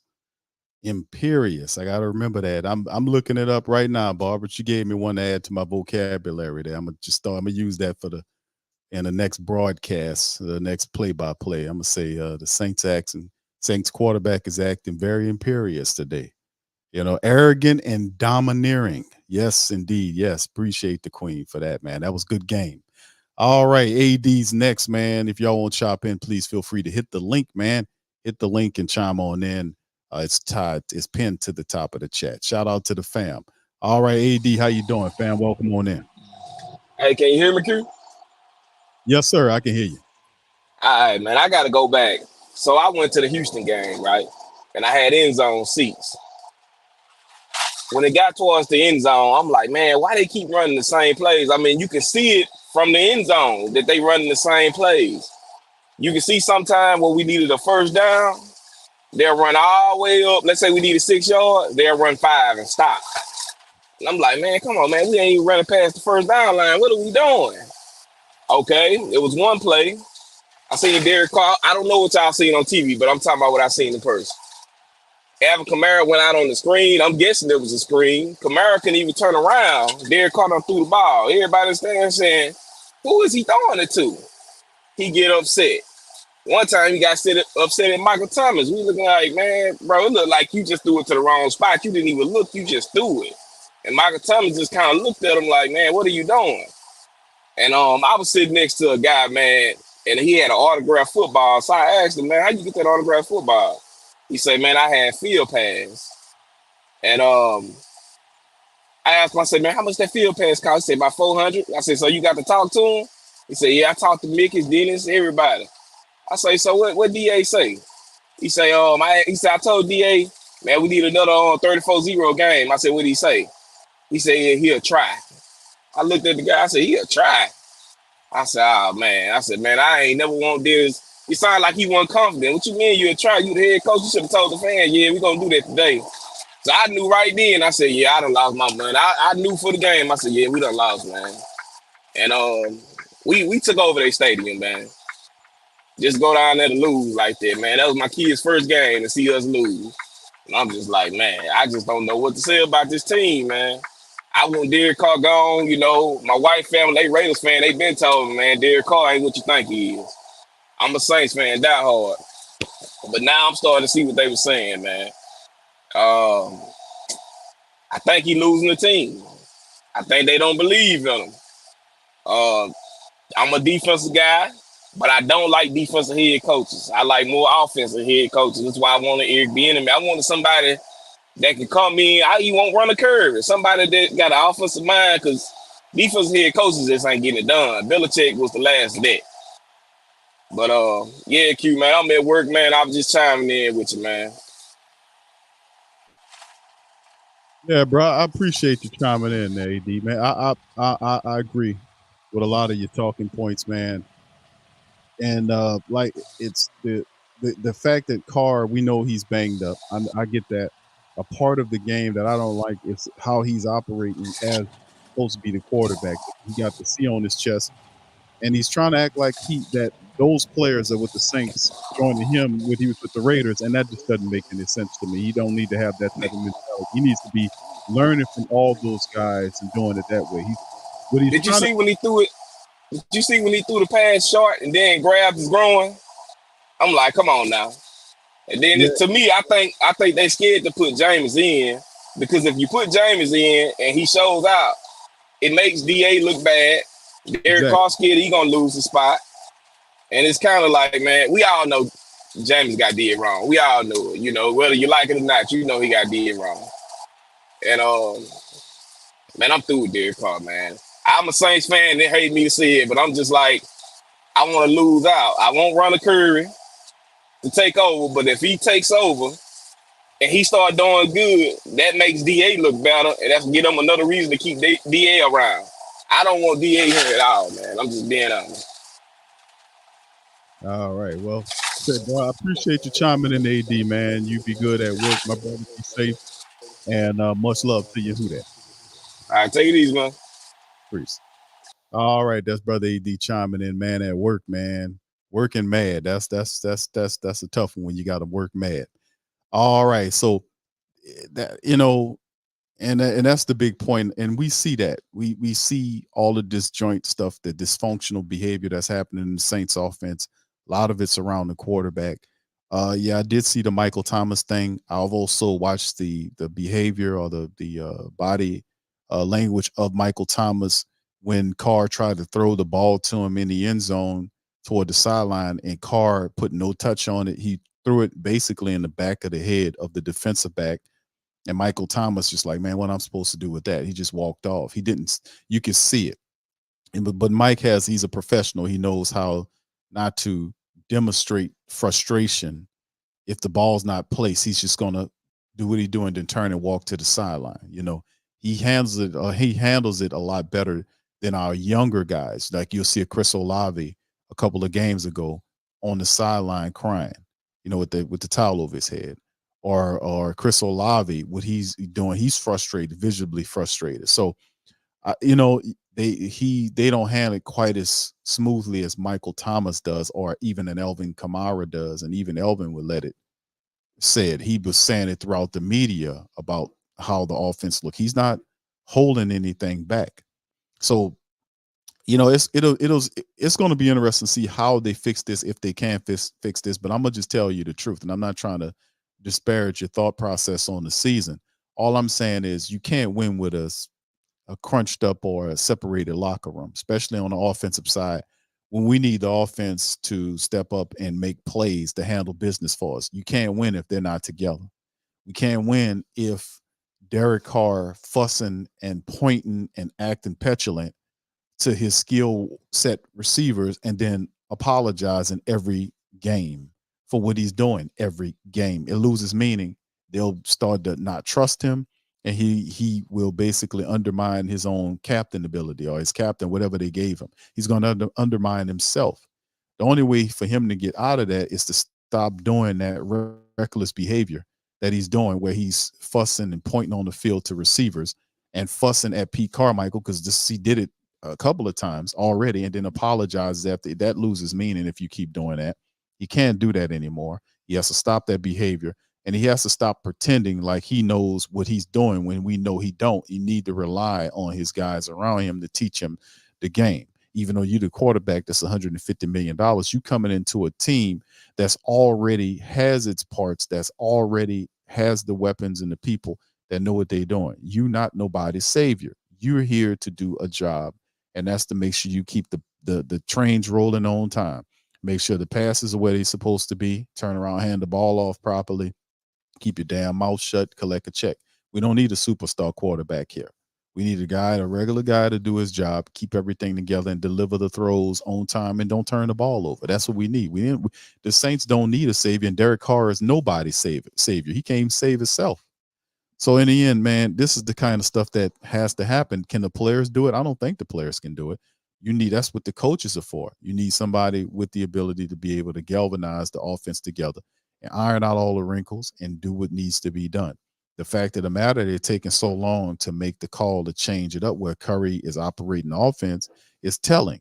The fact that we keep hearing press conferences from Dennis Allen when he keeps saying the same thing is telling. Everybody witnesses and recognizes that, and they're not going to play with you on that. So with that being said, fam, what are y'all thoughts on that? I appreciate everybody for chiming in. I thank y'all for chiming in today.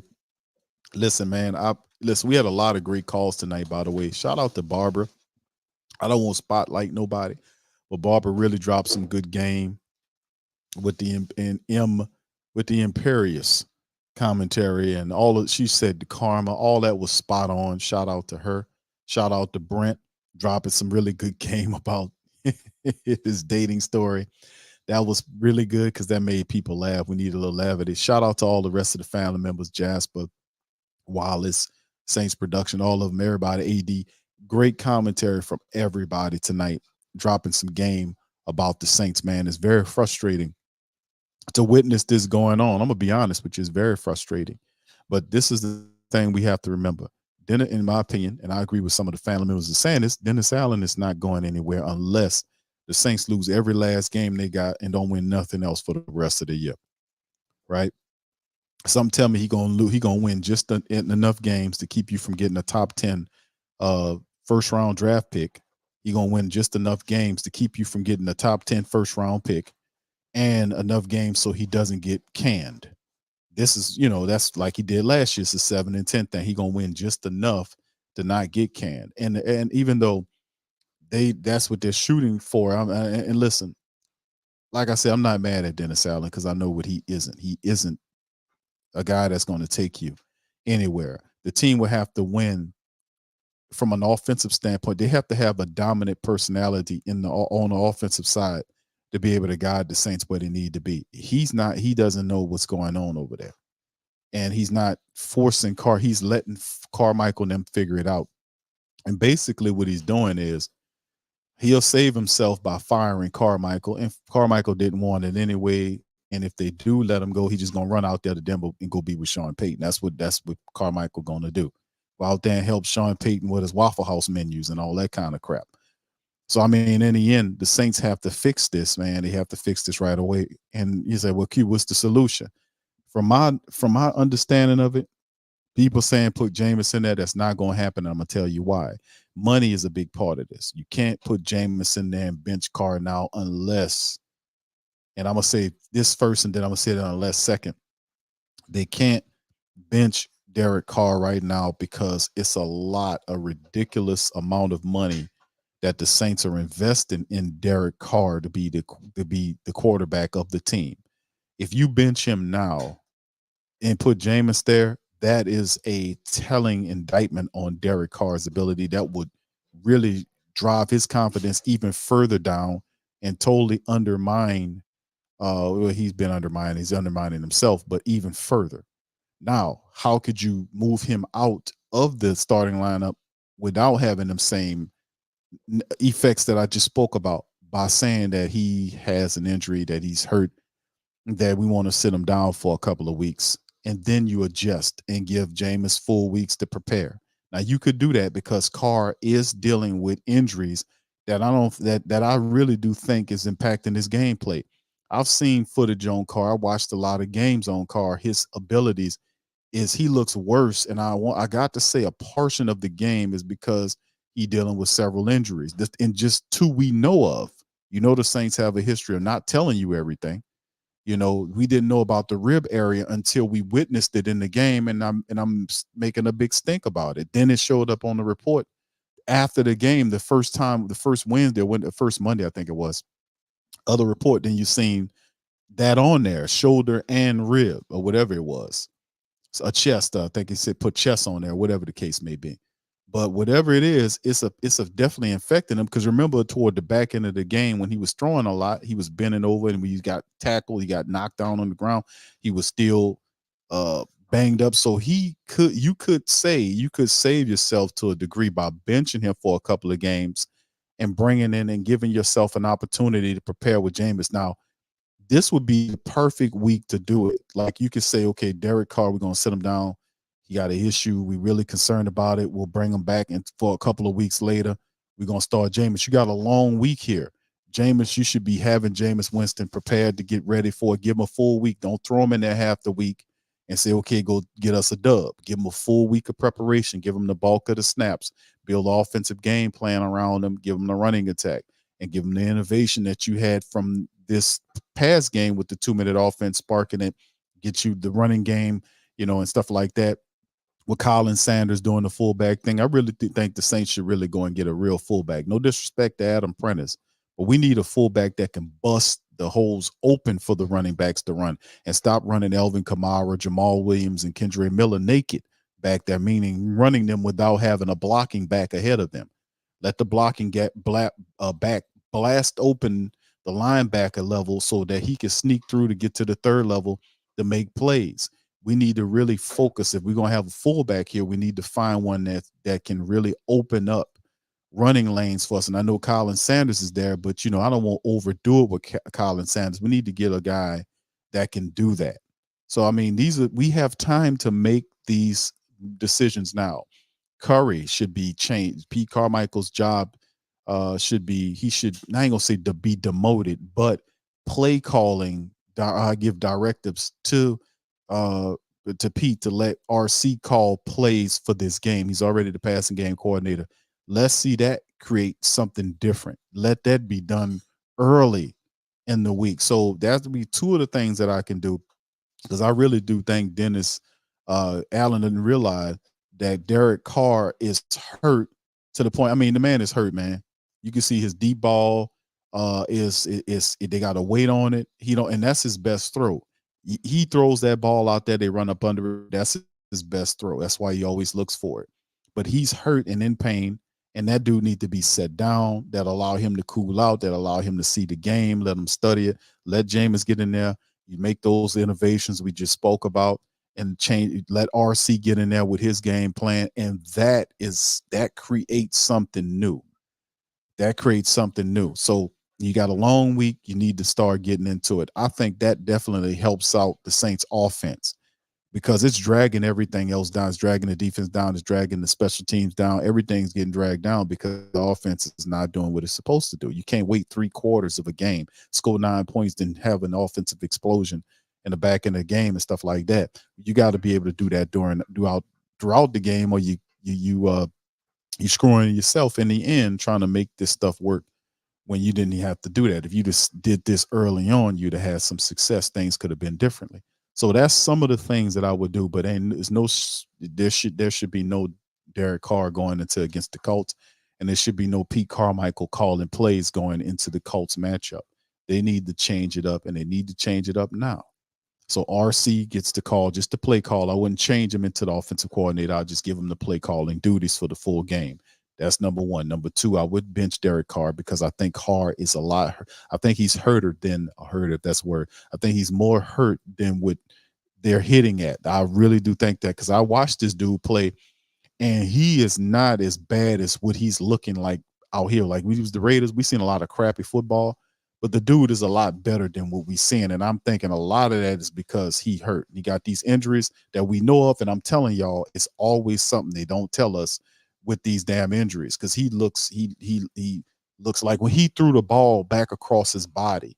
Remember that? Nobody touched him. He almost got sacked.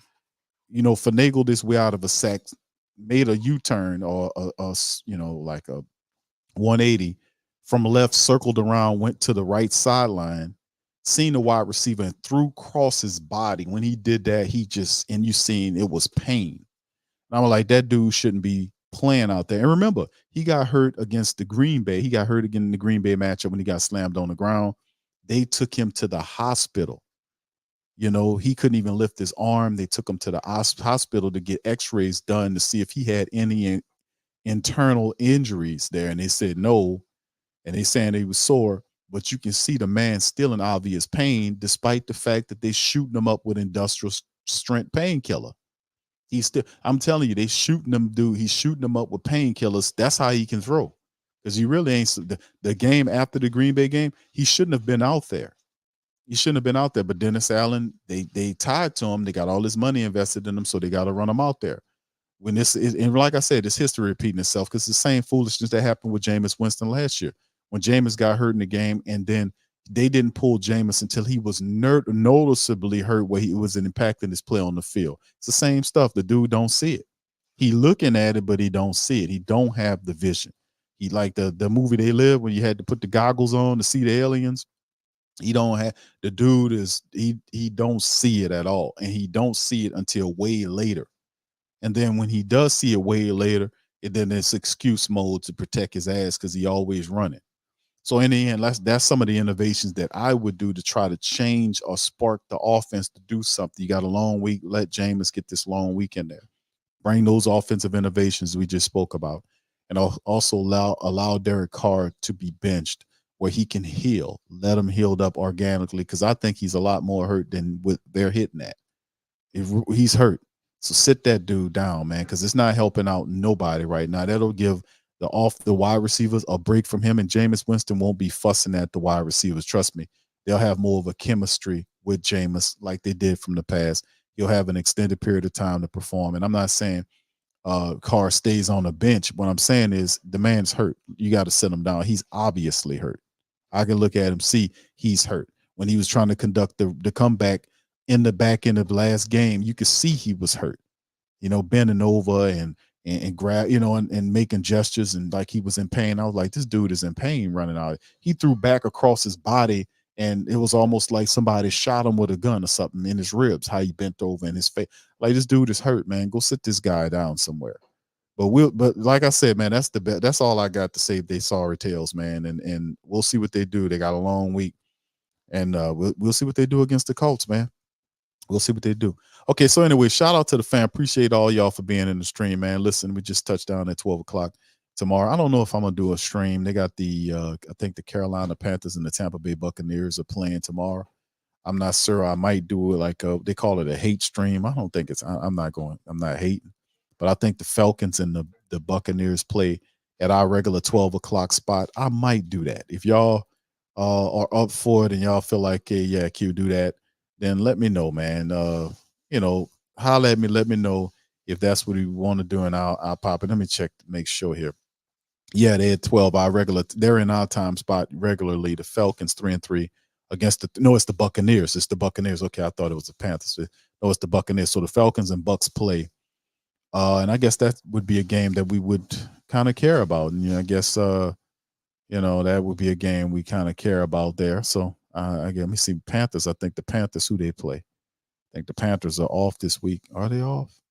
Yeah, the Panthers are off this week, so they give them a break from losing. All right, so anyway, yeah, I might pop up, fam. We'll see.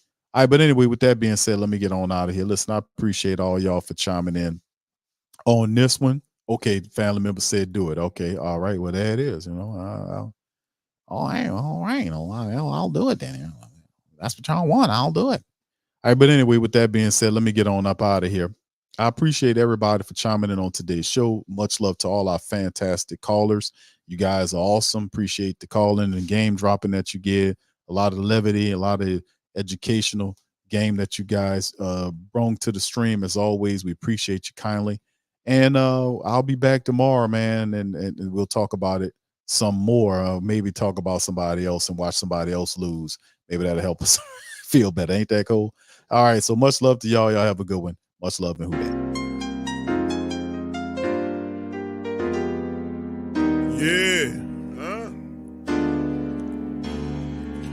like Benson, I'm a who that. I'm a who that. Long as I'm living, I'm a who that. Lose or winning, I'm a who that. Sports coma, yeah, this is where we do that. Where we do that, where we do that, where we do that, where we do that, where we do that. Boogie like Benson, I'm a who that. I'm a who that. Sports coma, this is where we do that. Where we do that. Welcome, welcome, welcome. Somebody please better help. Running this thing like Elf.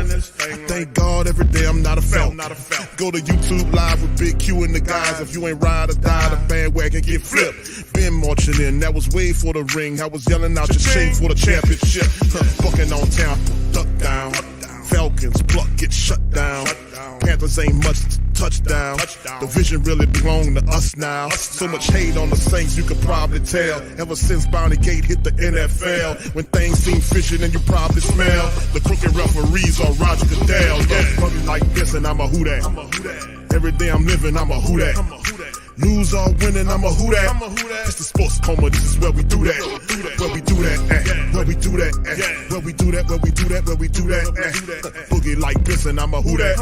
It's the sports coma, this is where we do that. You're listening to the Sports Coma with Big Q and the guys on the PRO Media Network.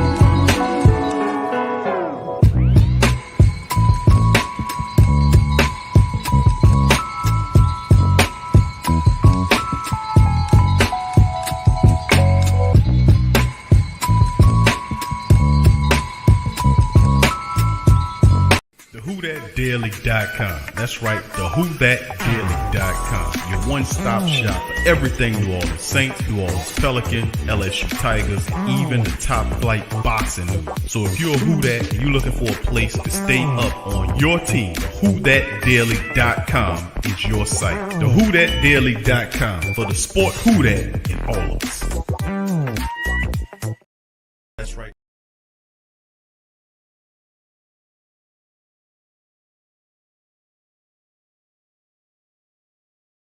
That's right, the Pro Shop is the platform store where you can go and buy all the latest merch to support the platform. Available at the Pro Shops, we have dozens of hundreds of products available for you and your family. Unisex tees for men and women, hoodies and sweatshirts, tank tops, kids and baby items, long sleeve tees, mugs, pillows, wall art, bath bedding, face masks, phone cases, stickers, bags, fanny packs, socks,